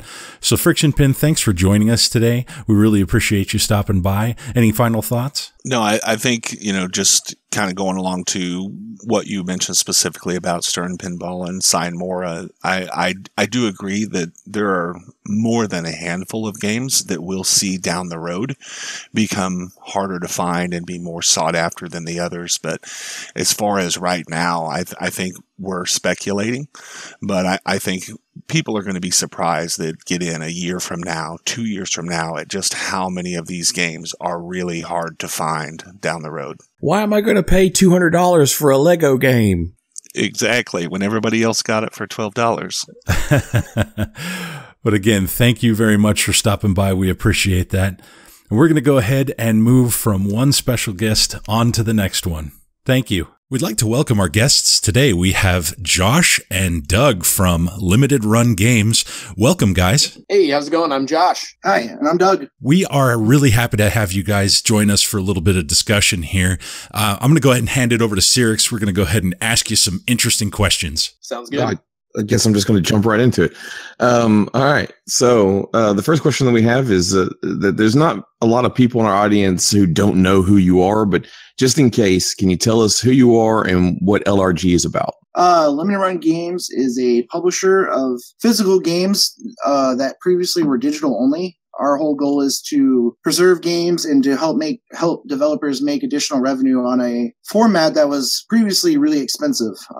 So we recently started on Nintendo Switch. We were previously well known for doing PlayStation 4 and Vita titles and a few PC titles. So, yep, that's it in a wrap. Yeah, the preservation side of it and making developers money is kind of the main goal and drive of the business. We started this back in 2015 when my game development company was running out of money and almost going out of business. It was kind of a Hail Mary, a last effort to try to stay in business. And the plan worked out, and the game that we released actually sold really well, and it saved my development company from going out of business. And I kind of made it my goal at that point to do the same thing for as many other developers as I could. The development studio kind of brings in the second question is, what is a Mighty Rabbit and why does he need a studio? So Mighty Rabbit Studios is a game development company that I started back in 2010 to develop Saturday Morning RPG, which is a game that I programmed and designed, which is coming to the Switch next month, in actually, I guess this month, in April, digitally. Digitally, yeah. But we'll have it up for pre-order physically next month. The company was named after a pet rabbit that my wife and I had. So I kind of wanted to immortalize him by naming the company after him because he was a fat rabbit. So. And he gave you a good chance to make a mascot. Yeah. Who doesn't like rabbits, honestly? So with Saturday Morning RPG, you had the chance to work with someone by the name of Vince DiCola. Who is Vince DiCola? So Vince DiCola was the composer of Rocky IV and Transformers, the animated movie. I'm a huge Transformers nerd. I've got a big collection in my office, kind of like an understatement. My off side of the office looks like a toy store. I guess Douglas's does as well. So like just two different toys. Yeah, you've got Dragon Ball Z toys all piled up over there, and then I've got Transformers and Star Wars. Vince is an awesome guy, really talented composer that just doesn't get as much work as he deserves. And when I started developing Saturday Morning RPG, I thought like, hey, I'll just take a wild chance and reach out to this guy and ask him if he'll be interested in doing composition. We didn't really have much money. So I thought that he would probably say no. I thought that it was like for sure he'd say no. But to my surprise, he actually came back and said that he would be willing to do the whole soundtrack for the budget we had, which was incredible because I was such a huge fan of his. That's great. I know Soul's a huge Transformers fan. I'm sure he'll tell you all about that off the air.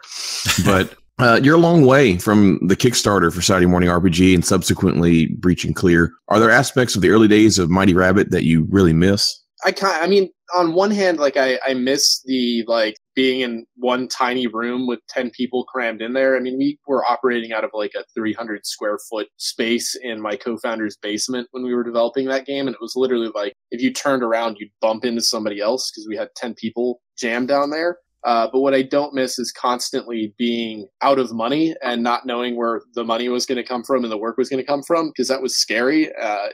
Honestly, it was very frightening as somebody who had a wife that he needed to take care of and a kid on the way and wanted to buy a house. That side of it sucked, just not having money and not having any kind of financial security or stability. And you had to pay for that rabbit. Oh, yeah. Yeah. And that was such a huge expense. Yeah. No, I mean, I had to sell a lot of my game collection to fund the early days of development. And I still am very torn up about that because I sold a lot of stuff that, just looking back on it, I sold stuff that makes me mad. Yeah. I still feel a lot of pain over it, but it got me to where I am today. So it's trade-off. You kind of talk about that Hail Mary pass that sort of landed with Breach and Clear on the Vita. Have you thought about what you would have done if it wasn't for that particular success? So if we went into doing Breach and Clear, like, you know, we were going to press 1,500 copies of it. And I wanted to do it as a way to like preserve the game. That was kind of one of my angles of it was, you know, if the company's going to go out of business, I'm going to take the one thing we released on PlayStation and preserve it so that, what we put our blood, sweat, and tears into for the last 2.5 years wasn't lost forever when PSN shut down. So I figured, you know, we're either going to sell out of these and save the company, or we're going to sell 400 copies and go out of business. And I planned for bulldozing the copies kind of ET style or whatever if they didn't sell out. Like we were just going to rent a bulldozer, film us running over all the copies that didn't sell, and then I would go bankrupt, and that would have been the end of that story. Now, after that, you guys kind of rolled into a few excellent things. And I can't imagine what the feeling was like when something like the Oddworld franchise or Octodad became a reality for limited run. What did that feel like? When Josh told me Oddworld contacted us, I kept thinking he was lying. And like, even when we were close to releasing it, I didn't really think it was real. So for me, it was a huge deal. I'll let Josh say what he thought. Yeah, it was really legitimizing was the thing. Like we put out Breach and Clear, and I think within like a week of the announcement, like we hadn't even sold Breach and Clear yet. It was like within a week of the announcement, this guy named Peter from Oddworld actually reached out through email and asked like, hey, what are the details? Can we get in on this? And I was like, yes, yeah, it's Oddworld. Like I'd be crazy to say no. So it was surreal. It just was hard to process, and I didn't quite believe it. But it kind of legitimized us right out of the gate because we had only previously done our own games prior to Oddworld. And right after doing our own games, the first third-party release was this massively popular franchise that had been around since '97. So it allowed us to kind of go to other places and say like, hey, we worked with Oddworld, because we were able to take that success with Oddworld. And I was actually sitting at lunch with one of the guys from Epic that was trying to convince my dev studio to use Unreal. And when I told him we were about to do a physical release for Oddworld, he was like, oh man, we need to get on Shadow Complex, like right now. And that was huge for me because Shadow Complex was the first digital game I had ever played where I felt like it needed to be physical. So being able to sit down with this guy from Epic and have him say, like, let's do Shadow Complex because you did Oddworld kind of really drove home how legitimizing working with Oddworld was. It definitely helped me a lot too, because when we first started, we'd only done Breach and Clear, and I remember going to PSX with a physical copy of it, and people thought I had literally just printed that in my garage, and it wasn't real. And then fast forward to PAX East, I was able to say like, hey, we're releasing Oddworld, and it was a whole different conversation with developers. And how did that transition into what became Octodad? Octodad was just one of those games where that was a case of we had it on our early wish list. It was a game that we really wanted to put out as a physical release, and I think Douglas just approached them, and I just emailed him, and he was like, okay. Yeah. It was one of those like, oh, that was easy. And next thing we knew, we were working with Fangamer to bring out a tie and doing a whole thing about Father's Day with it. It was a lot of fun. We launched that on Father's Day, which is like, there's no more appropriate day to have launched Octodad.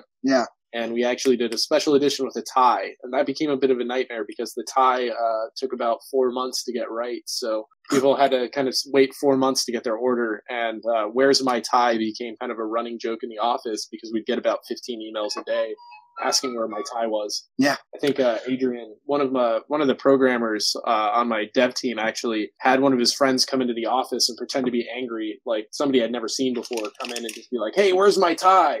Yeah. And I remember just being like terrified because I thought like, oh, this is it. Random people are going to start walking in off the street asking where their ties are. I was upset. And then I saw Justin from support filming hiding in the conference room. And I was like, oh, wait a second. Yeah. This is a joke. But that wasn't beyond belief, because like when we did a video with Metal Jesus Rocks, we had a fan randomly just show up at our office. So it wasn't hard to believe that somebody would show up looking for their tie. Yeah.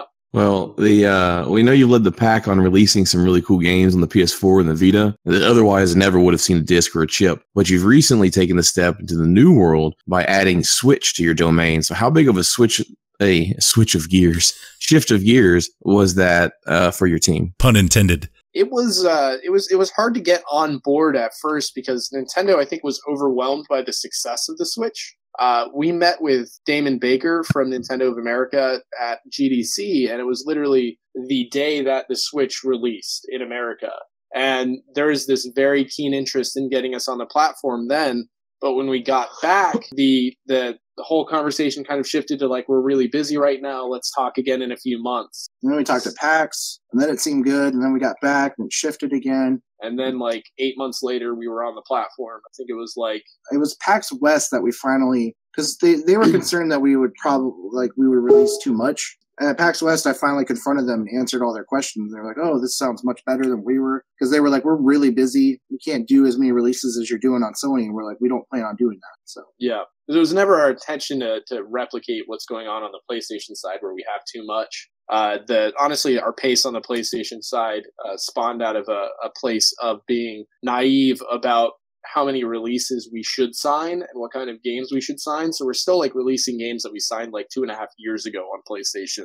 But on Switch, we're taking a very kind of measured approach. So it's been different in that regard, where we're kind of being very picky on Switch in terms of what we sign. Yeah, I've seen there's a list on your Wikipedia of games that are potentially being released. And I know I've been salivating for several months for Momodora, which you just did. And I was extremely happy about that because I'm a huge Momodora fan. So I jumped on that when I could. But Thimbleweed Park is the first release you did for the Switch. So what's significant about that choice for each of you? We're both big fans of Ron Gilbert. He used to play it. Yeah, like Monkey Island, Maniac Mansion. I was a big LucasArts fan too back in the day. Yeah, the adventure games. I really, really enjoy them. They hold a special place in my heart. So Thimbleweed Park was a big release for us because we like Ron Gilbert so much. My wife's favorite game is actually The Cave, which Ron Gilbert led development on. So it was cool to be able to work with Ron on doing this release and putting it out, and to have it kind of be such a big success like it was big for us. We're glad that we made a good impression on somebody who kind of has as much cachet in the industry as Ron has. Yeah. Thimbleweed was one of the big ones that was recommended in our little community, and people saying they wanted to see. And before we go to the next question, I'm just going to let you know that the cover art you're using for your Thimbleweed looks amazing. Thank you. Yeah, Fangamer actually kind of helped put that together. They had already done a boxed PC release that I think was intended for the Kickstarter. So we're really good friends with the guys over at Fangamer, and decided that on our Switch releases, when possible, we really wanted to work with them to kind of make collector's editions and box editions that really shine, because we think what they're doing is really top notch. We want to make sure that our Switch releases, not only are they really good games, but we want to make sure that the customer feels like they're getting a good value. So we're including manuals, and we're trying to really push the good cover art and interior art. Or reversible. Because we never want people to get a game from us, open it up, and just have it be like a blank white sheet inside. Like, I think I've got a copy, like Azure Striker Gunvolt on Switch actually has that, where you open it up, it's just completely blank inside. And I feel like that's just kind of a disappointing experience. A lot of our PlayStation releases are like that, because on PlayStation, at least, we wanted to not bother the developer. We wanted to not make them have to create art assets like manuals and stuff, because a lot of work has to go into a manual. But we felt like on Switch, the cost of goods is higher on Switch, so we're actually charging more to the customer than we would on PlayStation. So we want to make sure the value is there. So we want to make sure we have the manual inside, so there's something to kind of flip through and read, and we want to make sure that there's nice interior art or reversible cover art. I think we're all really looking forward to that. And now, with this product, you did something different with the ordering process for Thimbleweed Park, and it seems to have been wildly successful. Why the change? Well, can we say really originally signed it? I mean, yeah, we originally signed it at kind of a flat limit, which was 5,000 standard edition copies and 3,000 collectors. And that would have resulted in a lot of really angry people because we actually sold 13,000 copies, 10,000 standard and 3,000 collector's editions. So, because when we did Night Trap, we felt immediately afterwards that we probably could have done that as a pre-order or even increase the run more. And we decided with our Switch debut, like, maybe we should try this. Like, let's not I mean, it's not undersell. The original initial point of it was to try to figure out where the demand was on the Switch. But the more I thought about it, the more it occurred to me that on Switch, if we kind of want to evolve and grow our business, we need to kind of embrace a more open model.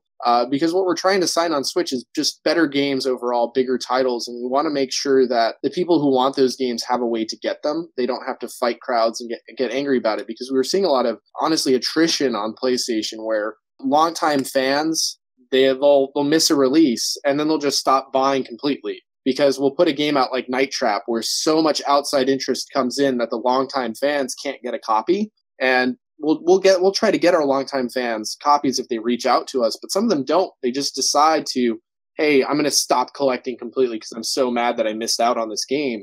And that causes this over time, like attrition in terms of how many people are buying from us, because those longtime customers are dropping off. They're not buying anymore because they're having so much trouble getting it. So there's this inherent problem with doing the limited number model, where eventually you're just going to see a decline in customers instead of seeing a growth. And we feel like with open pre-orders and bigger titles, we're actually going to see a growth, which will only benefit us in terms of what we can sign and what kind of games we can put out. So there are some people that believe that with this ordering change, you're stepping away from your namesake. How do you feel about that? So our goal was never to create games that are rare. We were never trying to create something that was like explicitly like, hey, these are the rarest games on the platform. It was always to preserve the games, and the limited run size nature of that existed kind of as a means to an end in terms of like, this is how we're going to be able to move copies of Breach and Clear, which if Breach and Clear went out there as an open pre-order, I don't think we would have sold more than 400 copies because there was no draw. But I feel like if the only selling point we have for our games is that they're limited, they're not very good games. They're not good enough games to exist. If we have to say, like, the only reason you want to buy this is so you can leave it on your shelf sealed and wait for it to gain value. We want our Switch lineup to be such that, you know, these are good enough games. Like, you're going to want to open them. You're going to want to play them. You're going to want to enjoy them.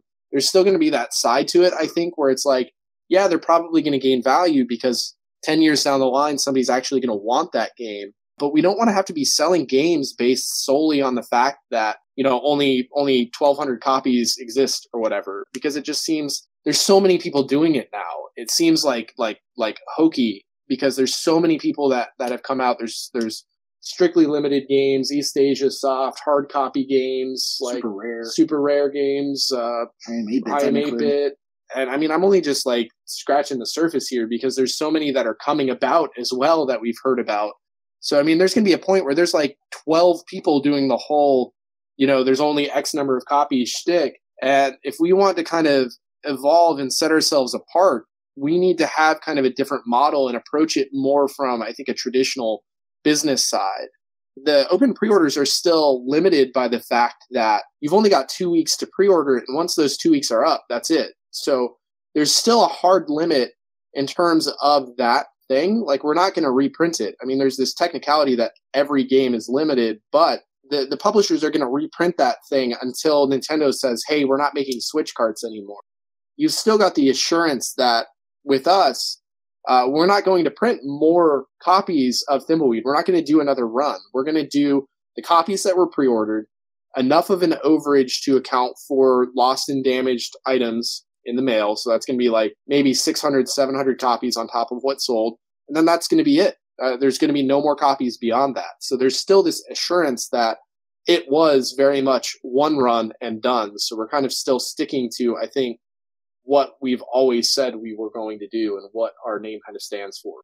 And I always felt, since people like to say that we're the original and that we're the ones that get the most scrutiny and like the one that people watch, it made the most sense for us to be the ones to first evolve. Because like if everybody's watching us and like hope, like I feel like it's on us to like change the industry and like to do something different. Because like you said, there's so many people doing what we do.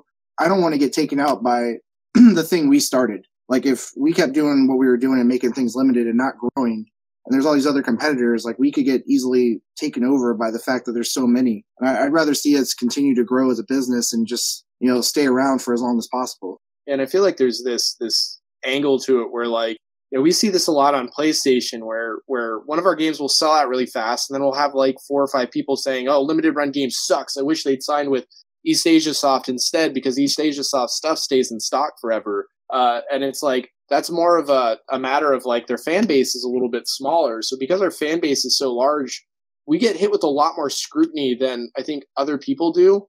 And if we had put Thimbleweed Park out at the numbers we had signed for, we would have just seen, for The same like thing. weeks and weeks, probably just people spewing hate towards us because they had missed out on it. We probably would have been getting death threats.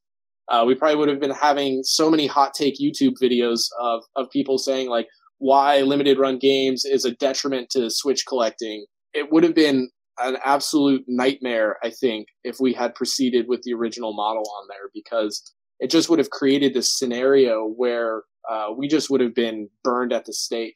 Well, we hope that that's not the case. Right now, because we did the open pre-orders, it's not. I mean, I think in general, everybody loves us on Switch right now because nobody's been kind of left with an opportunity to get burned. I think I saw one guy who was really mad that he couldn't get the big box edition and said he was never going to bother with us again because of that. And I was like, I mean, that seems like you're splitting hairs at that point because you could still get the standard edition. Yeah, you can still get the game. You're just not getting the extras. Yeah. That phone book is really important to some people. Yeah, apparently. So you've shared some future Switch releases with everyone already, and I can tell you that we're excited to see Saturday Morning RPG, Flint Hook, Mercenary Kings, and Slime Son. With the exception of Saturday Morning RPG, which we already know the pedigree of, what set the others apart as something that you wanted to bring to the Switch? I mean, for Flint Hook and Mercenary Kings, Josh and I are huge fans of Tribute. We were really big fans of their past work. Like, everyone on that team came from, the core team came from the Scott Pilgrim team at Ubisoft. And we've just, overall, like, they're people that Josh and I would, like, generally hang out with. We really connect. Like, they're good friends of ours. And again, huge fans. Like, their art is amazing. And for me, with Tribute, the thing that bothers me with their games all the time is that a lot of their games are critically acclaimed, but for whatever reason, commercially, they don't seem to do as well. Like, Mercenary Kings, however, is the only one that, like, on Steam especially, it did really well. Them. But, for example, they came out on Switch, and, like, everybody loved it, but it didn't seem to, like, do as well as it should have. And Flint Hook especially seems like a Switch game. Like, that's one I could see being released originally first for Switch. So these are games I want to, like, help Tribute you just because I want to own them physically, and I know that they would like to. And I want to see more people, like, know about this. I know with our exposure, like, our fans, they're going to learn about these games, and they're going to have a chance to pick it up. And then Slime Song was a game that actually James from IndieBox introduced. I immediately hit it off with them as well, and, like, we just became really good friends. And I remember playing the game and thinking, like, wow, this is a lot deeper than it initially looked. Because when I first saw it, I was like, oh, it's kind of like a Super Meat Boy, but with a little slime guy. And then I played it, and I was like, holy crap, this is really deep, and there's a lot of content in this game. Like, this is a game that I felt like should be preserved. And then, that's my take. I mean, I feel like Slime Son is also right now console exclusive to Switch, and that's one of the things we've been kind of wanting to sign is a lot of games that are exclusive to Switch, but there isn't a whole lot yet. Like, if you look at the library, there's not a whole lot of games that are console exclusive to Switch that are also well received by fans and critics. So Slime Son was kind of a good game in that regard. With Tribute, I mean, if you look at, like, I announced that we're looking into PlayStation 3 releases last week, and if you look at that thread, like, almost like indisputably the number one requested thing in there is Scott Pilgrim for PS3. And the team at Tribute had so much to do with the creation of that game and the fact that that game is so good. Mercenary Kings actually shares the same pixel artist from that. Flint Hook has a different pixel artist, but it's still very good art. Just the art in general in their games is very good. The pixel art. It always has a Tribute look. Yeah, one of the things to me that I feel like pixel games, like pixel art games, are very at home on Nintendo platforms. I mean, a lot of Nintendo fans like myself grew up with the 16-bit era, the 8-bit era, so, like, beautiful pixel art appeals to us. So I think those were kind of big factors in terms of the Tribute games being high up there for me and Douglas. So you sort of led into this a little bit, and I kind of want to continue this line of questions. So as you continue to look at other titles, even though we don't have a lot of Switch exclusive titles at this point, what are the hallmarks of games that show that potential, show the right potential for a physical release in your opinion? So for me, the things that I'm looking for are kind of retro styled. I mean, I'm not just specifically looking for retro styled stuff, but one of the things that I feel like appeals to me as a Nintendo fan is kind of like this quirky charm, like really nice pixel art and then kind of a quirky charm. So something like Golf Story is a big one. I immediately saw that and I was like, that feels like kind of a Nintendo game to me. So something like that really appeals to me. But other things that I'm looking at in terms of signing games is cachet in terms of like critical acclaim and consumer acclaim. You know, whether we're seeing it requested a lot and whether it's kind of a recognizable name in terms of either the development team or the brand itself. So for me, things that kind of fit things that I would look for would be things like Thumper, Oxenfree, Firewatch, Shantae, and The Pirate's Curse. Ooh, that would be awesome. Mummy Demastered, things like that. Those are games that like would kind of check all the boxes for properties that I would look for and Switch games that I would want to sign and make physical. I don't know if Douglas has anything else to add to that. No, I mean that's what I've been searching for, like games that are very just feel at home on a Nintendo platform, things that are unique, kind of like quirky, but like in a way that's accessible to everyone. Something that I can, I don't know, just look at and say I feel proud of this. Like I don't want any games where I just did it as a favor, like or games that I maybe did just because like I just did it just because I liked it a little. I want games that I like feel strongly confident about, that I feel like fans will love, games that Josh will like. Just things like we take a lot of advice now from the team too. So we're kind of, like Josh said earlier, we're doing a very big kind of like reboot on Switch, and we're trying to get the best of the best. Yeah, for me, it's just really like signing things that everybody on the team kind of unanimously cares about. Like going around and saying like, would you buy this to everyone on the team, and then seeing their reactions and their responses, and then kind of dialing back on anything that anybody expresses concern over. We've said no to more games on Switch than any other platform because we're being so picky about what we're bringing on. So it really is kind of a matter of finding what we consider kind of the best in the library in terms of games that are actively seeking physical publishing. Because, I mean, some of the games that are really good in the library, you know, they're not really interested. So the only downside is, like you said, there's not a lot of exclusives. So with Saturday Morning RPG and Flinthook and Mercenary Kings, that's already going to be an overlap of what we already done. But like we said earlier too, we're trying to make Mercenary sure. Kings we haven't put out yet. Technically, on yeah. PS4 and Vita. Yeah. So it's going to come out on Switch before it comes out on It was announced any of the originally. Sony platforms. Yeah. But we're also making sure, like you said, like all these releases are special. They're going to have manuals, interior art. We're going all out on Mercenary these. Kings has a comic book. Oh yeah, the thing's sweet. Yeah, we're doing like better collector's editions. We're going all out on Switch and definitely making sure like what we do is like 100% awesome and great for the customer and us. I mentioned Saturday Morning RPG earlier, and you've discussed the possibility of a sequel. So aside from the love of the era, what else are you looking for to get out of a sequel? For me, it's just we made that game when we were all new to development. Like, if you look at my code for that game, it's absolutely atrocious. It's just like... You just got feedback that it was okay. Well, I mean... Comparatively. We're doing some ports to Switch of some other games that aren't announced yet that are pretty big. And my programmer that's doing that actually was like, hey, you know what I said about your code for Saturday Morning RPG? It's better than these other games I'm working on. But then he was like, it's still bad, he was like, though. it's still bad, though. So it's not really that much of a compliment. So, I mean, we're talking like my code in Saturday Morning RPG, there'd be a file that would have like 5,000 lines of code. I wouldn't isolate anything into like its own classes. Like, it was just like, it's a mess. And that's kind of consistent across the board. Like, the game's fun, and you can really like feel that a lot of love and care was put into it, and it's reviewed well. Generally, like, we've gotten 9s out of 10s, some 8s out of 10s. There's been some people who it hasn't quite jived with. So, I mean, it's like mostly positive.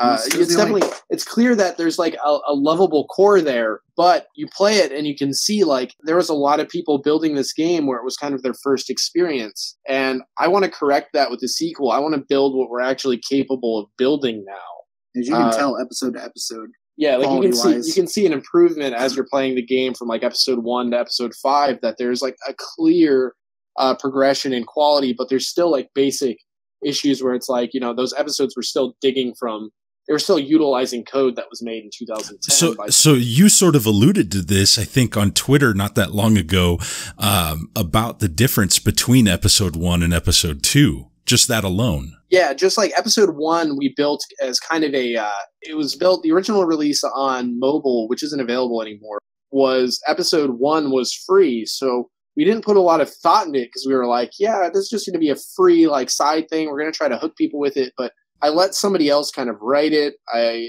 let somebody else kind of determine the creative vision for the first episode.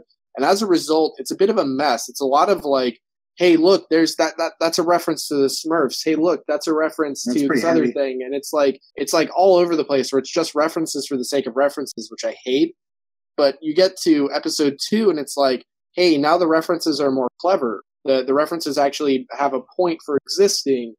And it just becomes much better when you get to episode 2. There's a more clear story and it kind of shows, what our real vision for the game was. And I think a lot of people will play episode 1 for about 6 minutes until the blatant wizard reference pops up, and then they'll just be like, all right, I'm done. But I want to implore people to kind of stick with it beyond that. You don't even have to once you get past the intro for episode 1, you don't even have to play it. You can drop back to the main menu, immediately jump to episode 2 and play from there, because the game's designed in a way where, like an 80s cartoon, it can be watched completely out of order in whatever sequence you want, because the continuity is pretty loose. Wasn't 2 originally planned as 1? Yes, episode 2 was originally planned as the first episode.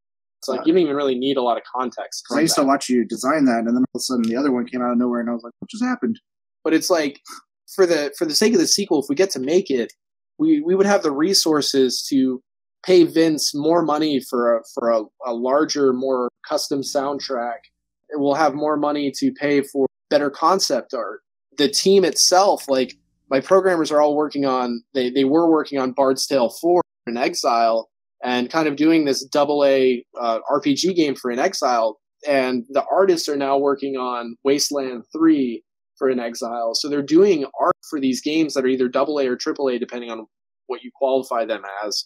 And my team is just so much better than we were back in 2010 in every regard, where given the chance to make another original game, it would really shine. And I honestly think it would end up pretty high in terms of reviews, because the design in Saturday Morning RPG and the gameplay was never what was severely flawed. It was the kind of like lack of overall polish, because you could tell that the game was kind of built by a new team.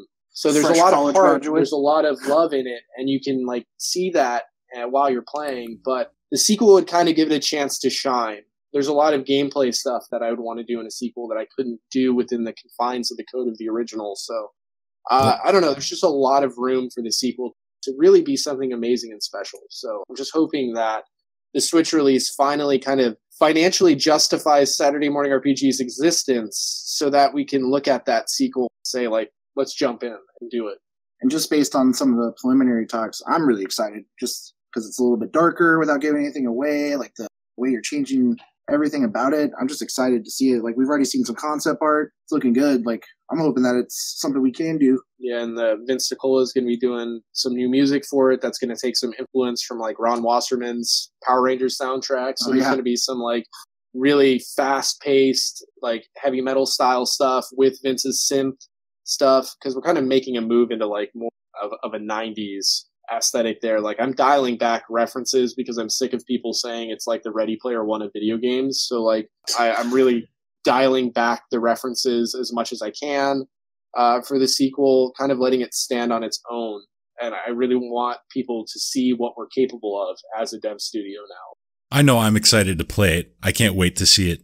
Awesome. Yeah, and one of the things I can tell you, my day job is a programmer, so I can tell you without seeing your code that it is definitely not as bad as you think it is. Oh, thank you. It's still pretty bad though. I have written and inherited code that is absolutely atrocious, so I can tell you that yours works, and that's good enough for most.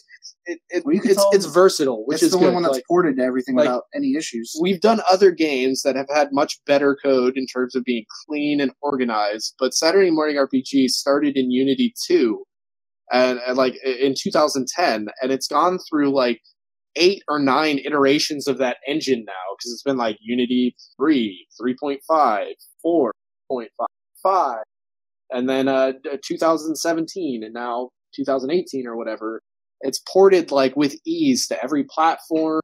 It's gone through all of those engine changes, and like there's never been major issues. But you're on like 7 platforms. Yeah, we brought it to. Are you counting Ouya and GameStick? Yeah, those are 2 of them. All right, Amazon Fire. Oh, 8.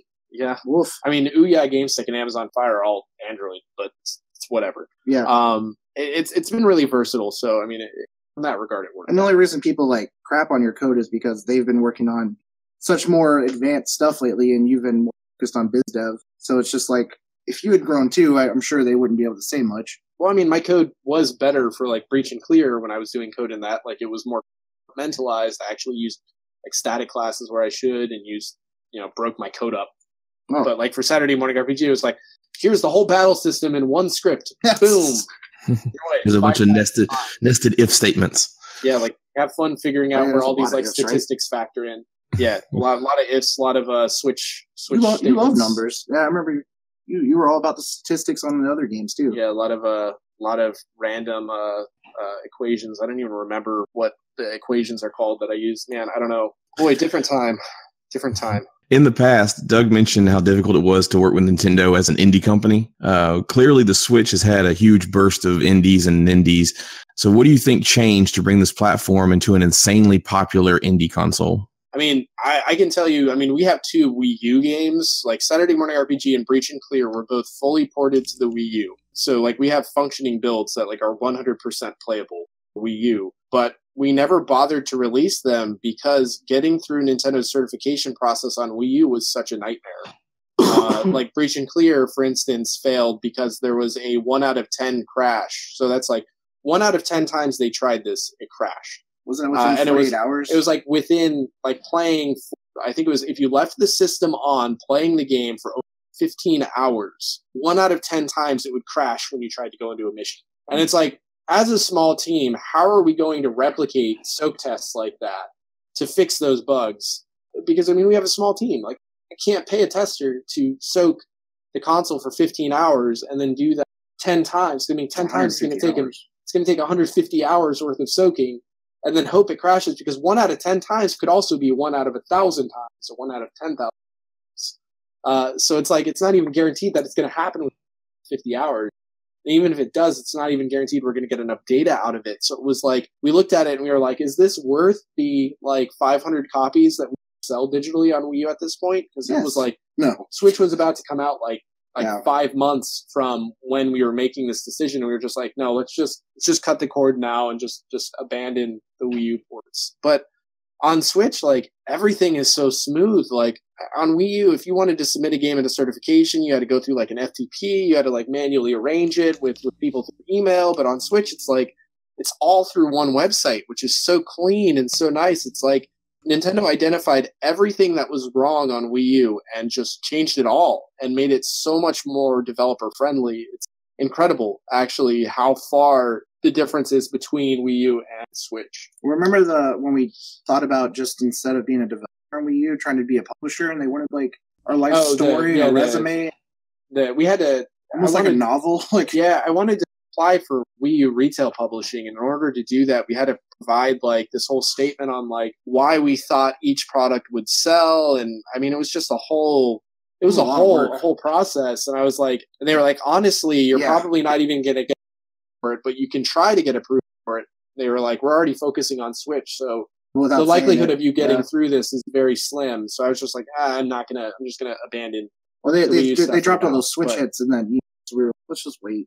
Yeah, it was just kind of like, I'm not going to bother with Wii U at this point. But Switch is just so much easier for everybody involved. And I think it's just going to foster a really healthy ecosystem. And Nintendo's being selective about who they're letting on the platform. So I don't think you're going to get stuff on Switch like The Letter. I don't know if you remember The Letter on Wii U for eShop, but it was this game that was like clear that it was kind of my first game project that took a couple days to make. That was all just kind of a really poorly thrown together Unity asset pack kind of stuff. Well, like, I didn't go on the Wii U shop a lot because I saw games like that. Yeah, because it was the Wii U certification was all very like functional. It was like, if you don't do these certain functions, if your game doesn't save, then you don't have to go through these 100 certification requirements. So the dumber you made your game in terms of functionality it utilized, the less things you were up against in terms of certification. So that had this negative impact on what was coming out on the Switch or the Wii U eShop, because you'd get all these games that like didn't save or didn't utilize like proper functionality because they were just kind of cheating the certification process to get out. So you've alluded to this in the sense that the Switch sort of feels like a renaissance. And I think from a fan's aspect, I see it that way as well. Does the success of the Switch surprise you in any way? No, not necessarily. I feel like Nintendo fans are always very diehard about sticking with the platform. And I feel like as long as there's kind of good content coming out for the platform, the mainstream's going to show up too. So you've got that diehard that sold, the diehard audience that sold like, what was it, 10 million Wii U's? I mean, it's still like a couple million Wii U's sold. So you've got that audience, and now you're coupling it with the mainstream that caught on because out the gate, Nintendo had Breath of the Wild on Switch, which was insanely good. And then they had that like nice slate following it up, like Splatoon 2, Mario Kart 8, Mario Odyssey. So like this first year has just been filled with heavy hitters to really sell the mainstream. And then they've done this heavily curated push with the digital side, the indie side. And I think that's all kind of coalesced to create this really nice platform with a lot of positive energy around it that mainstream consumers are really excited about. Yeah, the success of the Switch doesn't surprise me, but Nintendo's like complete 180 to make the Switch and the way they handled it. Me, it was a 180 just because even if you read about Nintendo, like they're very stubborn on how like they do things, and it just feels like they've really like opened up, and they're a lot more like, I don't know, like welcoming of like indie devs and everything. It's just been really nice. Okay, so where does Limited Run go from here? Ouya physical. No, yeah. We're actually gonna buy the overstock of Ouyas and just kind of pre-list. Yeah, we should bring back Engage, Game.com. Yeah, license that. Work with Nintendo to get Virtual Boy going. Yeah. Wow. We'll bring that. All right, back. I'm not gonna let you bash the Virtual Boy every episode, man. Oh, come on. That was a great system. I'll say Josh was really into it for a bit. I have my Virtual Boy that I got. I admittedly I got it on clearance at KB Toys for $20, but I still have my Virtual Boy, and Galactic Pinball is like one of the best pinball games ever released, and I'm going to stand by that until the day I die. But how much do you value your eyesight? Well, I thought you told me to kind of like mess you up. No, I mean, it would hurt my neck because the way I'd play it when I was a kid, I would lay down on my stomach with my like head up to the stand because I would have the stand on the ground, and then my neck would just hurt so much from that position that I would like try to figure out like how else I could play it. So I would like the other way I would try to play it would be like lay down on my back and like put it over my face, but like it would constantly like slip and slide off. So I could never find a comfortable way to play it. So like I never played it long enough to like hurt my eyes because I would always get uncomfortable during the time I was playing it. So I'd get up within an hour. It's probably smarter. But I mean, like I owned like Vertical Force, Wario World. Yeah, Wario World was great. Mario Tennis and Galactic Pinball, and all of those games are awesome. I never got Red Alert, I think. Yeah, Red Alarm. Red Alert was Command & Conquer. Yes. Red Alarm. That would be crazy. I could never figure out how to play that because I played it on like the demo kiosk at Target, and I could never make sense of what was happening in the imagery because it was like a wireframe Star Fox. Like for Virtual Boy, and so like if I remember correctly, there was no occlusion, so like you could see through the wireframes for walls, so I could never like make sense of what I was looking at. Yeah, sometimes you would just run into walls for a while.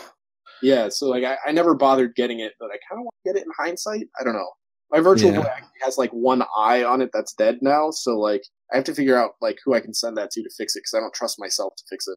Back to what your original question was. We'd like to get to Xbox one day, but it's been tough. We'd like to expand more into PC, do some more vinyl.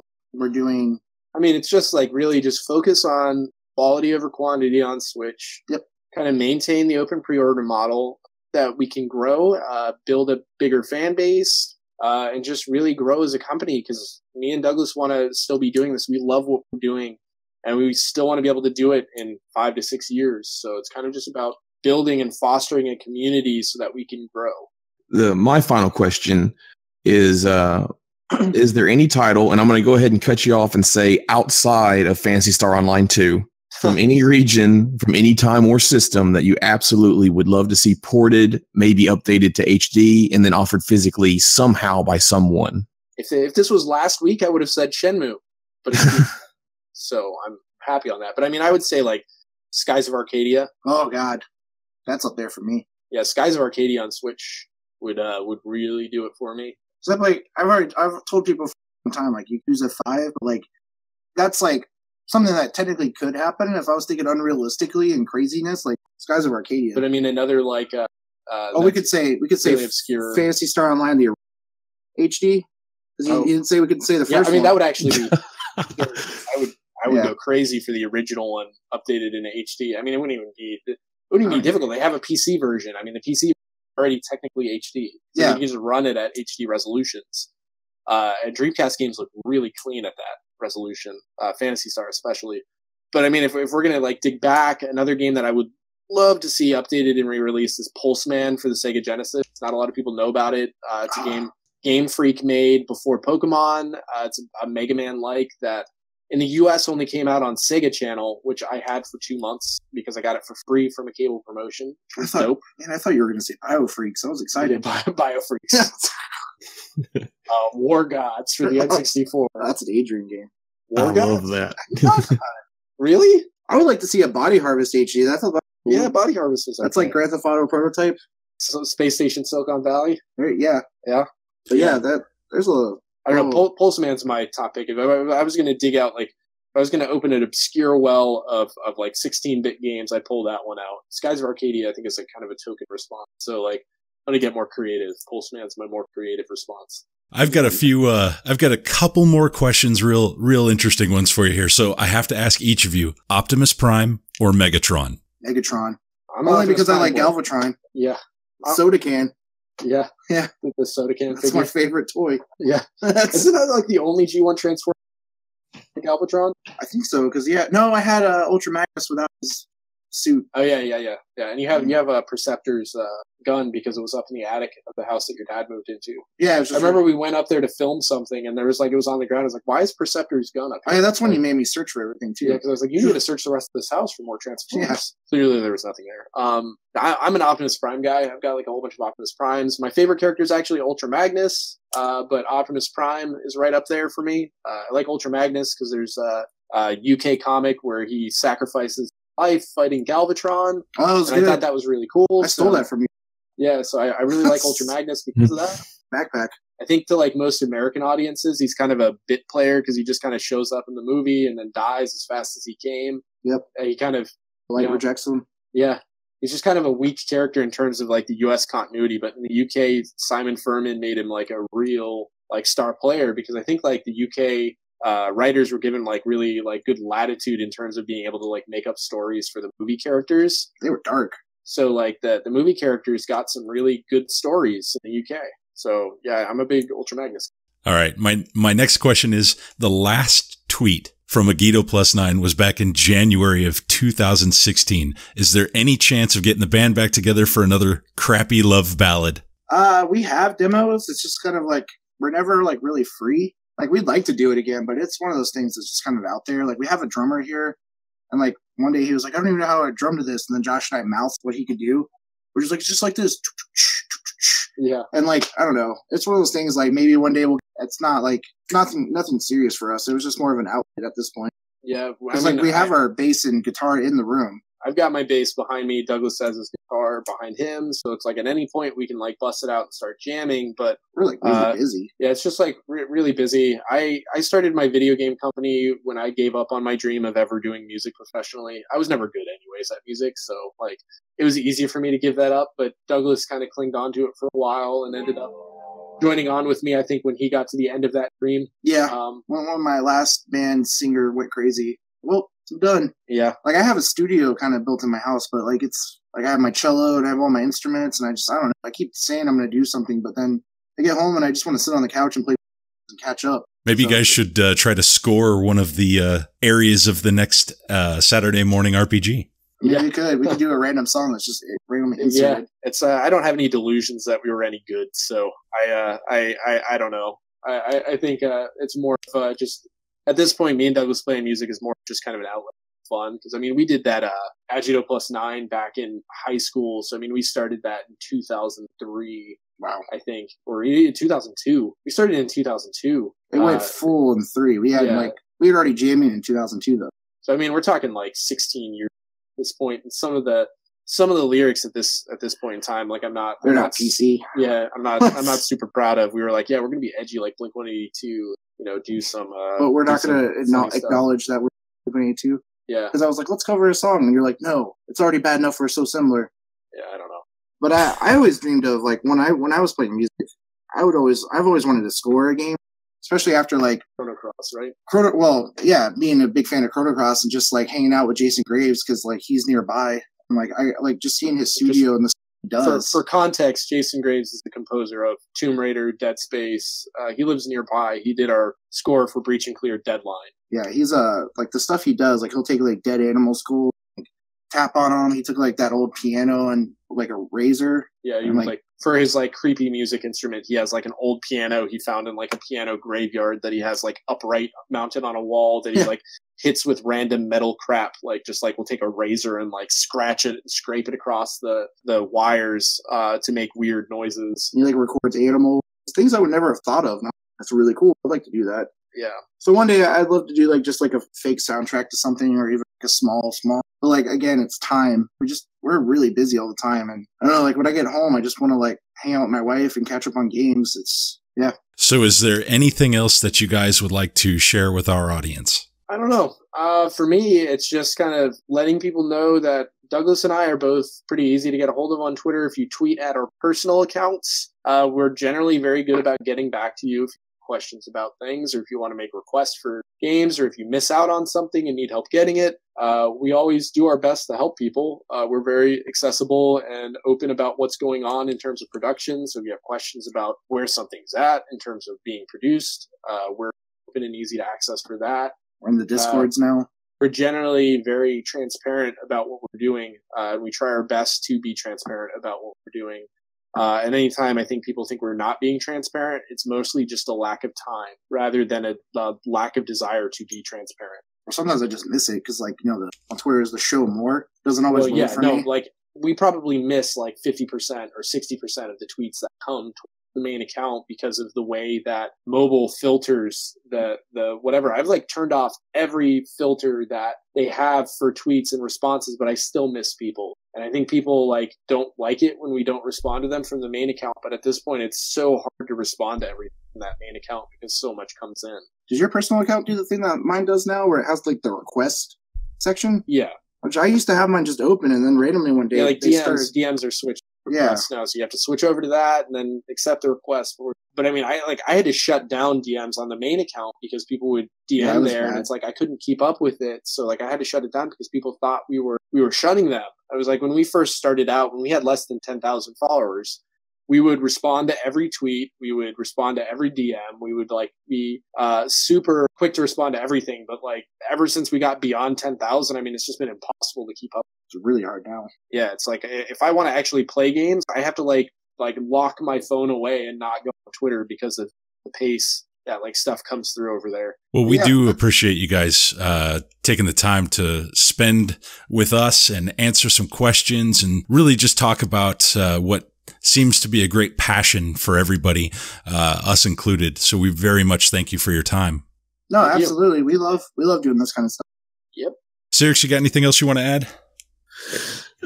No, off the top of my head, I don't have anything extra. I'm just happy that you guys have found a nice home in our Discord, and you've been answering a lot of questions. I was getting kind of concerned that people were going to start asking you so many questions that we wouldn't have anything to ask you in this interview. And I was like, okay, this is getting a little bit crazy for me. So yeah, they thought I got on there because they were like, oh, Josh needs a break. And I was like, I don't really care. Whatever. Yeah. No, I don't particularly care. I like to answer questions whenever I can. There's a lot of stuff I can't answer. Sometimes just like, hey, tell me everything you've signed. So it's nice. Yeah. Well, we're definitely not gonna ask you those types of questions here, but we definitely appreciate you stopping by. Thank you so much for all of your time, and we hope that at some point in the future you'll be stopping by again. Oh, absolutely. Thank you. Okay, so that brings us to the point in the podcast where we start talking about the games that we're currently playing. So I'm going to briefly discuss mine because my game's not a new game. In fact, a lot of people have played this game and love this game. So it's not new to a lot of people at all. So, and that is Mario and Rabbids. So I'm playing Mario and Rabbids, and it's part of the line of games that I want to play because I'm trying to get through the library of the games that have story mode. And Mario Rabbids is actually the first game I started when I got the Switch that has a story mode. So I'm going back to it. I'm halfway through World 2, which is not very far in the game, but the game's not super long anyway. So that's currently what I'm working on. Nothing exciting. But I know you're playing a game that is also not really exciting, but you're making it exciting because of something else having to do with it. So why don't you go ahead and tell us about that? Yeah, that's right. I'm playing Ultra Street Fighter 2. As far as the game goes, it's decent fare. And like you said, it's not necessarily a new game. It takes just about everything from Super Street Fighter 2 Turbo and adds the option for some new HD artwork and some small things like a few rebalances, etc. But the reason I'm playing this game is that I picked up the 8BitDo N30 joystick. That's compatible with just about anything that 8BitDo stuff is, which is literally almost everything. Android, the NES or SNES Classic with the 8BitDo dongle, Windows, Mac, Raspberry Pi, and of course the Switch. Essentially, it's kind of your throw it at anything kind of controller. Now this one being a specific joystick, that's why I chose the Ultra Street Fighter 2 game to play it with, since I'm a massive Street Fighter fan. Now, I'll say externally, the case is the exact same mold and shape as the Mayflash F300 joystick. It's not quite identical. It's got a few tweaks here. So the Mayflash had a USB port in the front that can have like a game controller plugged in and then use a wired connection out the back of the housing to connect to your system. But since 8BitDo focuses on wireless connectivity, the hole in the front is plugged, and then in the back where the cord would normally come out, that's also plugged. Now there's a separate USB port on the back of the housing for charging or for a direct connection if you require that, because it actually can connect with USB aside from wireless. The joystick itself feels heavy enough. There's a bottom plate that's a very, very solid piece of metal, and it gives it a bulk of its heft at the bottom, the base, which is where you want it. Additionally, both the joystick and the buttons are Sanwa compatible sizes, so the parts can easily be swapped to high quality pieces if needed. That includes the switches on the joystick. That includes the joystick itself, the buttons, everything. Now, I will say the included joystick buttons are super clicky, loud, tactile. I don't mind the tactility. I don't necessarily like the noise. So I was considering swapping out the joystick itself with something that had a bit higher quality and quieter switches. The included buttons are decent, but buttons are super easy to swap out. So I decided to customize mine as well. I've been a massive Street Fighter 2 fan since it came out originally. I was even competitive at it for a while, but I played on American arcade machines my entire life, so there are some things to get used to. Japanese style buttons are convex, not concave. So American ones, they have the little dip in them. So my homemade main machine that has all of the buttons on it are all HAP controls with little concave things. But these got that little, convex shape to them. So it's just a little different. It's not terribly different getting used to the buttons because the quality is really high. So that's a really nice thing. But the biggest thing I'm having trouble getting used to is the movement. There's a movement gate on the joystick that's square. So rolling movements are a bit difficult for me to get used to. Now, the good news is, since this is a customizable stick, I was able to easily pick up an octagonal gate that I can throw onto the new joystick with silent switches, and that'll allow me to feel the 8 directions instead of 4, much easier to do rolling motions. The best part about all this was, and unfortunately I think you missed out on this, Cyrix, there was a price drop on Amazon at the time, which made it basically $47 and change. Now, if you take that and you swap out some parts on here from Sanwa, you're basically investing about what you would in a Hori, but you get all of the beauty of what 8BitDo does best, and that's the wireless connectivity to all the different platforms. Now, before I wrap up what I'm saying about this, the best thing about this, and you can attest to this, what happened moments before we were ready to record, like just 2 minutes before we were about ready to record. I believe that your additional buttons and joystick showed up in the mail on a Sunday. Yes, literally checking my shipping notifications seconds before we're getting ready to start. It said it was delivered on a Sunday. So I ran out to the mailbox, got the box, and sure enough, everything is here, sitting in a box, ready to go. So later on, when I have a few minutes, I'm going to take this joystick apart and start putting custom stuff on there. What I'll probably end up doing is taking a bunch of pictures, and I'll probably make a post on the NS Collectors subreddit showing what the before, during, and after is for that particular joystick.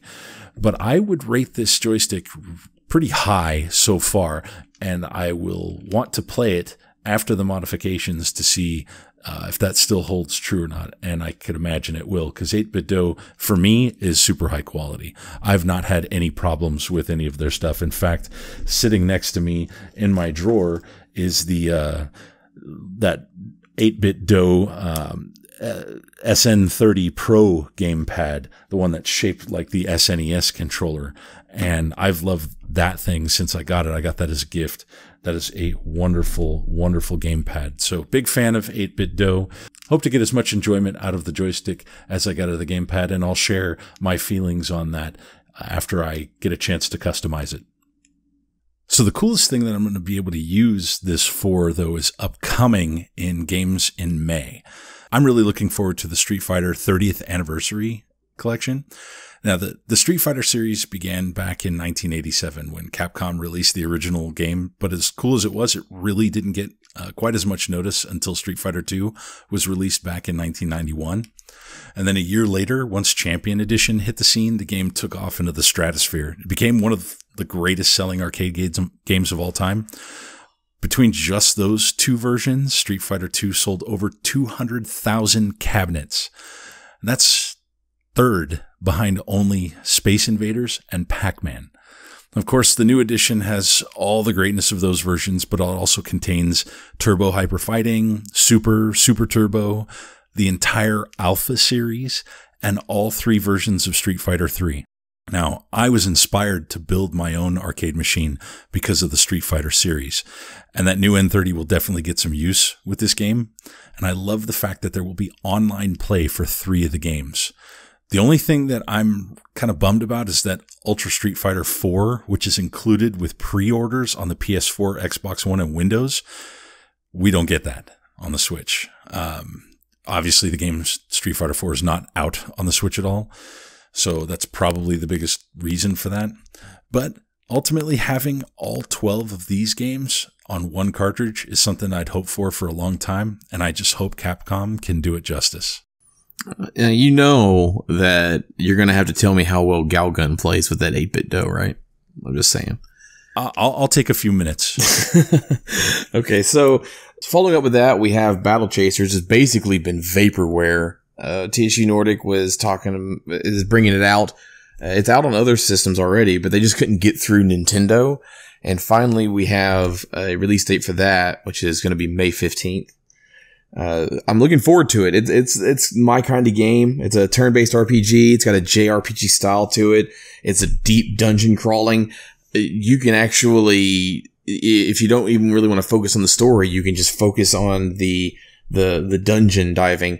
The graphics remind me a lot of games like Bastion. It's very, very beautiful to me.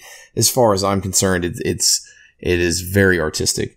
The enemies engaged you on sight. So like if you're looking at stuff inside the dungeon and an enemy sees you, it will come to you, and when it gets to you, that's when the battle will engage, and it's turn-based battles. So that's where the JRPG elements kind of come in. It does have exploration abilities outside of combat, and it's based on which character you're using, of which there are 6. Now, your party is only going to be 3, but there are 6 heroes total. The story behind it is that you have a character whose father is missing, and through the use of his gauntlets, she has superhuman strength.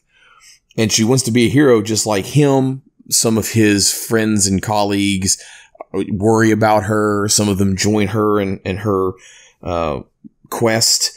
And the basic quest is that mana's drying up, and while they're on the quest to find more mana sources, they're shot down onto this island, and they are navigating their way through the island while searching for mana sources. There's a ton of lore. The game started out originally on Kickstarter, successful there. So the fact that it's coming now to Switch and it's coming physically is a testament to how good the game was received after the Kickstarter. So I'm looking forward to it. It's right up my alley in terms of gameplay, graphics design. I love that I can dive into the story and the lore, or I can ignore it and focus on just dungeon diving. I'm really, really looking forward to this game. Believe it or not, I actually have a comic book from the mid-90s, I think it is, from Image Comics featuring Battle Chasers. It's a long time ago. That is a long time ago. I was extremely surprised to see this as a title in the lineup because it's a name that I hadn't seen for many years. So coming off of that, I want to talk about Penguin Wars. Penguin Wars is another of the games that are releasing in May. So over 30 years ago, there was an arcade game released in Japan only by a little company called UPL. You probably have heard of them if you're into arcade games. The idea is that each player is on one side of a table. The other player starts off, or each player starts off with 5 balls. The goal is to grab and roll all of the balls to the opposite side of the table one by one. All the while, your opponent is doing the exact same thing. If your aim and your timing were right, you could even knock your opponent down with a ball that you rolled. And if you were fast enough, you could continue to do that with every ball, just continuously hitting the opposite player, keeping them on the bench instead of being able to roll the balls on their side. The game kind of played out tournament style, and winners would face off against each other until the tournament winner was decided. Previously, this was only available to the Japanese eShop, this particular game. However, Dispatch Games is bringing Penguin Wars to the cartridge so it can go on the shelf. This modern version of Penguin Wars features some new modes that are definitely going to add to the fun. They'll have story mode, local versus, online versus up to 4 players, which should provide a ton of fun. According to their press release, they should be adding some additional DLC in the future, and the physical edition should come packed with a download code for the full soundtrack. I remember you mentioning in the Discord how excited you were for Penguin Wars, and I chuckled a lot because the thought of somebody being that excited for a game called Penguin Wars tickled me. If you get a chance to pick this up and play it, you'll probably understand why. And I think that the fact that they're going to do online multiplayer will make this super popular on the Discord. We are definitely looking for more multiplayer games in the Discord. That is for sure. But to move on from that, we have another single player game that they're throwing a little bit of multiplayer into, kind of. And I'll get to that. But we have the Mega Man Legacy 1 and 2 collections. It's going to be a single purchase, and you have the 8-bit classics, 6 of them in Legacy 1, and it's your classic Mega Man from 1 to 6. They've added a rewind feature, so if there are hard areas, which we all know there are hard areas in Mega Man, you can try and retry the same areas multiple times without dying and having to start over at the level or lose your life. I'm assuming the rewind's not going to be tied to losing a life. Maybe that's a way they put it in there, that you pay a life and you can rewind. I don't know the details on that. I'm assuming it's just a normal rewind. But the other game that's coming in there is Legacy 2. It's 4 more games, which bring 16 and 32-bit graphics in. And the neat thing about that is it's going to include Mega Man 9 and 10, which was originally released as digital on the Xbox.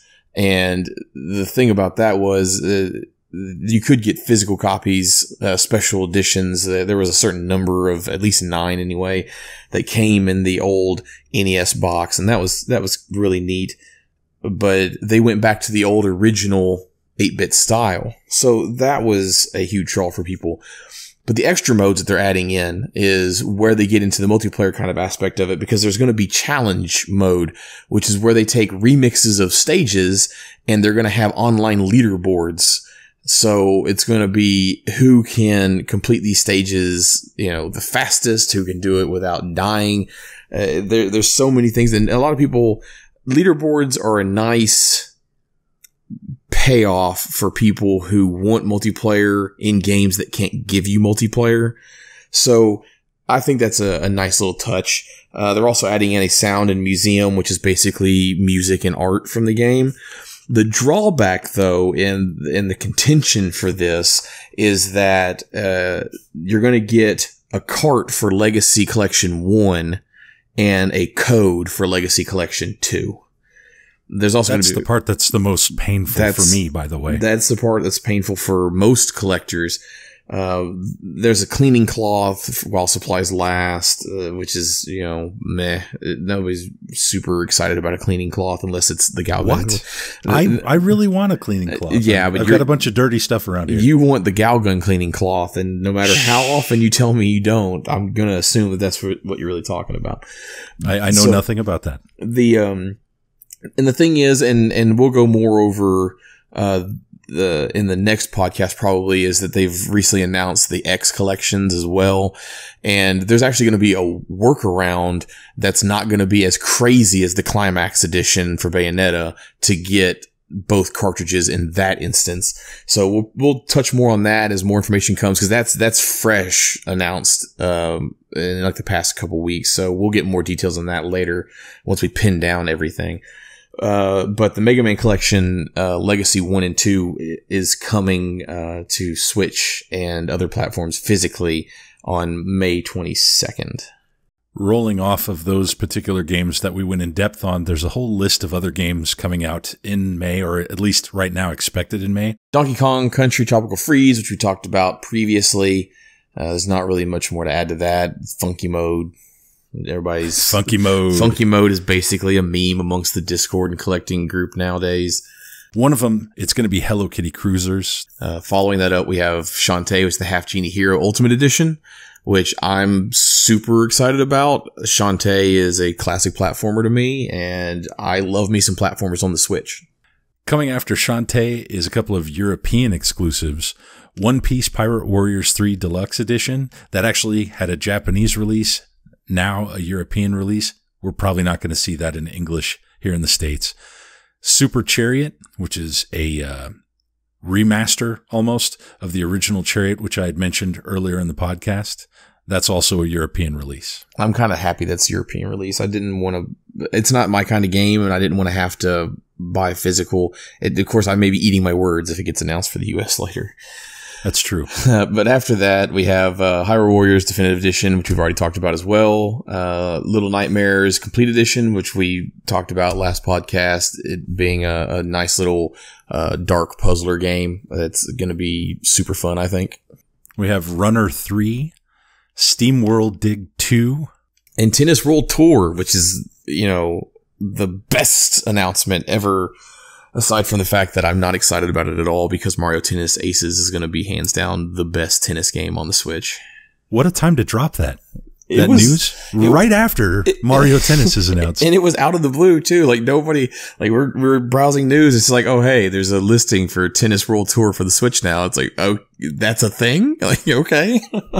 Yeah. I don't know why they decided that would be the perfect time to release that. Yeah. And then Brawl Out, which I'll touch on a little bit. It's basically like a Smash clone, and I don't know if it's exclusive to the Switch or not. it may not be, but it does have Hyperlight Drifter and Juan from Guacamelee as playable characters. That looks a lot of fun. Fallen Legion Rise to Glory follows that up, along with Harvest Moon Light of Hope. And if you don't already have one of either the collector's edition or the pre-order from GameStop, get on that. There's this awesome Chocolate Cow add-on for those particular editions.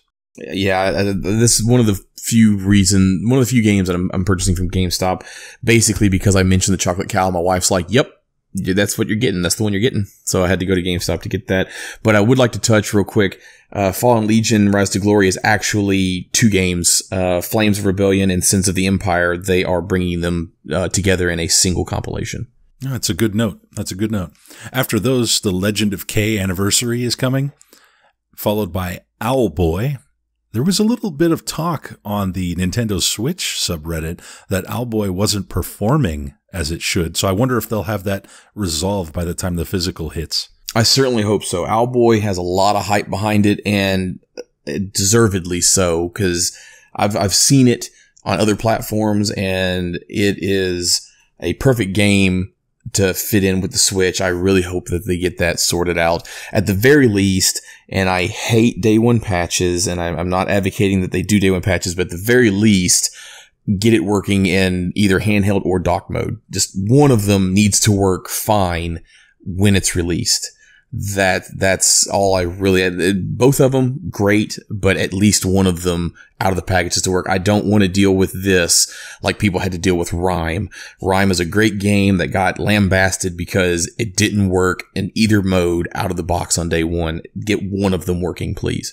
After Owlboy, we see RBI Baseball 2018, maybe, because this has now been pushed 3 times. Yeah, and it's out on other platforms too, so there's got to be something going on that they're not telling us about getting it working on the Switch. Of course, the original game was well received, so maybe it's the additional features they're trying to add to it that's causing issues. I'd like to know more, but we'll see how that turns out. Rounding off the games that are coming up or are expected to come up after this podcast is Yonder, the Cloudcatcher Chronicles. I don't really have anything to add on that particular game. I don't either. Well, maybe we'll get a chance to look at it coming up. Yeah, if you want me to play your game, put it on Switch. That's one real good, easy way to do that. After our last podcast, we actually had received 2 questions, one via the Discord and one via the subreddit. And so we thought we'd take a moment to go ahead and answer those questions. I'll go ahead and read them off. I'll let you give your answer, and then I'll follow up with mine. The first question was from Penguinized via the Discord. So it's a multi-part question. The first part was, with all the new limited run publishers popping up, when would you guys consider it too much? And he follows that up with, do you guys think it will be possible for these publishers to properly set themselves apart from the rest? When it comes to what would be considered too much, I think when there is so much saturation that the deals can't be brokered well, obviously these companies have to make money. But when they are bidding so low to make sure that they get certain games and sign contracts and stuff, that it gets to the point where they have to either start eating the bar or start giving us lower quality, then I think that's when it gets to be too much. I don't see it right now. I know there's been a huge shift with a lot of them because there are a lot of them. And that brings us into the second part of the question, which is how they can set themselves apart. The side stuff they're offering, seems to be doing really well. The collector's editions for, limited run games, the signed editions for signature edition, which really isn't a limited print. Really, it's just like a special edition of a standard game that they give you extras to. That sets them apart. Vinyl, and trading cards, which is what SRG is focused on currently. Those will set them apart and will get them the audience to purchase. But in order to set themselves apart, to get more people to come to them wanting their games published, I don't know. what they can do to set themselves apart. I mean, those companies want to get their games published as cheaply as possible, but we have to consider that these are companies that need to make money. So if they underbid everything in order to get the games cheaply, then either our quality is going to suffer or our prices are going to go up. And when that happens, then they're going to get less people buying, and that's just going to kill it. So hopefully we don't come to that, and the ones that are struggling find a different route to take. But I think the add-ons is really currently where they're trying to set themselves apart. So from my perspective, there's room for a few of these companies, but not too many. I love that games are being preserved on cartridge, but after a few of the companies like this pop up, you will start to see some real digging for quality titles, like you're saying. It doesn't always have a good net result. But that being said, I really don't think we're there yet on the Switch, in my opinion. At the same time, to answer the second part of the question, it's definitely possible for each low supply publisher to distinguish themselves. I feel that it's all about the relationships that they establish with the developers, the game selection, and subsequently how they treat their customers. Some of these companies are at times battling with the elite customer class, people that are there to pick up every single title or darn close to it. You're talking about folks like myself, other high-profile collectors that are really trying to get their hands on everything. And if I have a bad experience with one of these companies, I'm going to be rather vocal about it for two reasons. Number one, I want to see them improve or fix whatever the problem is. And number two, if I'm trying to collect everything from a series, I'm almost by my own principle forced to deal with that company. So my recourse is to be vocal about bad experiences or conversely good experiences. So far, although I think somebody like Super Rare Games has, although they're new and they've had a few struggles, I don't see anything that they've done as outside of the bounds of somebody who is brand new to this. Some company that is just getting their first, second release out, that type of thing.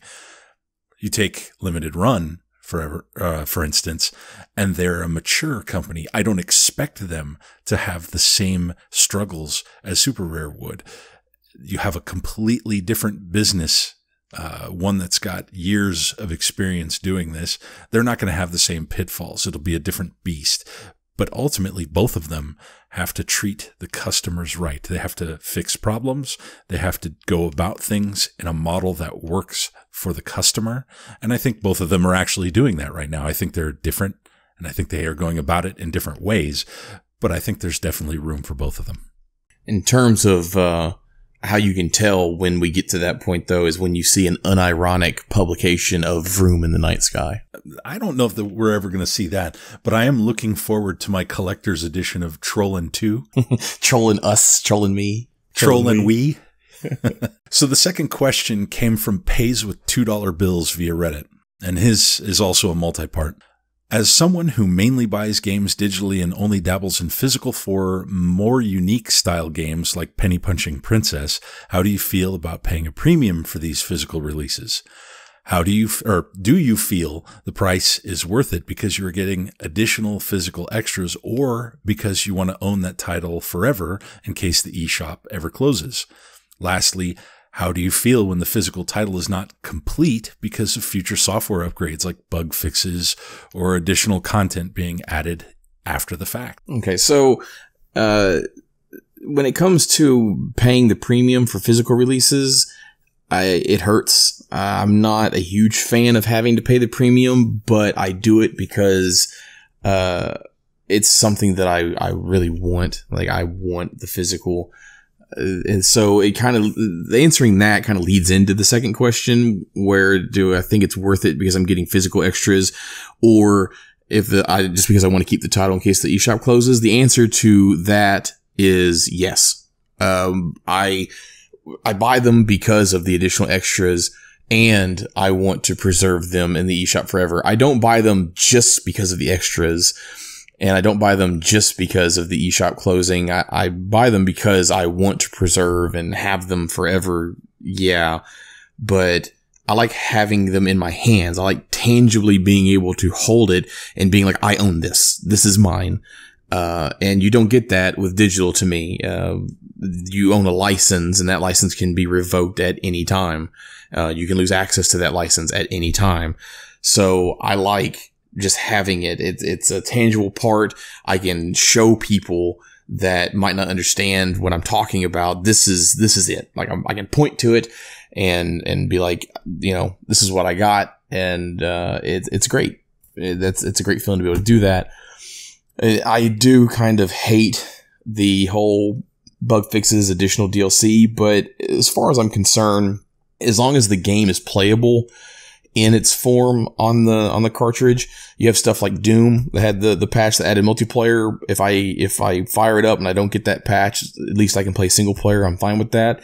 But then you have games like WWE, which require additional downloads. On top of that, even if it didn't, the game is not playable.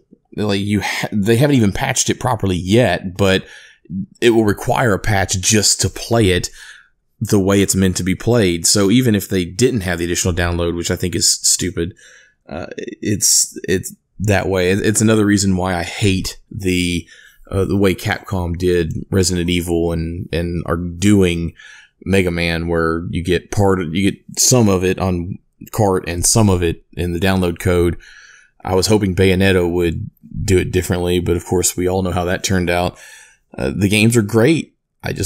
I'm not happy with the way they're doing it, but I'm still going to buy them because I want them. I want the tangible evidence in my hand that I own something. Well, I definitely think that there's something coined as the Switch tax, right? The Switch tax, we've all seen it. But as long as it's not too insane, I don't mind paying the premium, because I'm not just paying for the game. I'm paying for a nice display piece. I get to preserve the game, kind of like is being asked in the question here.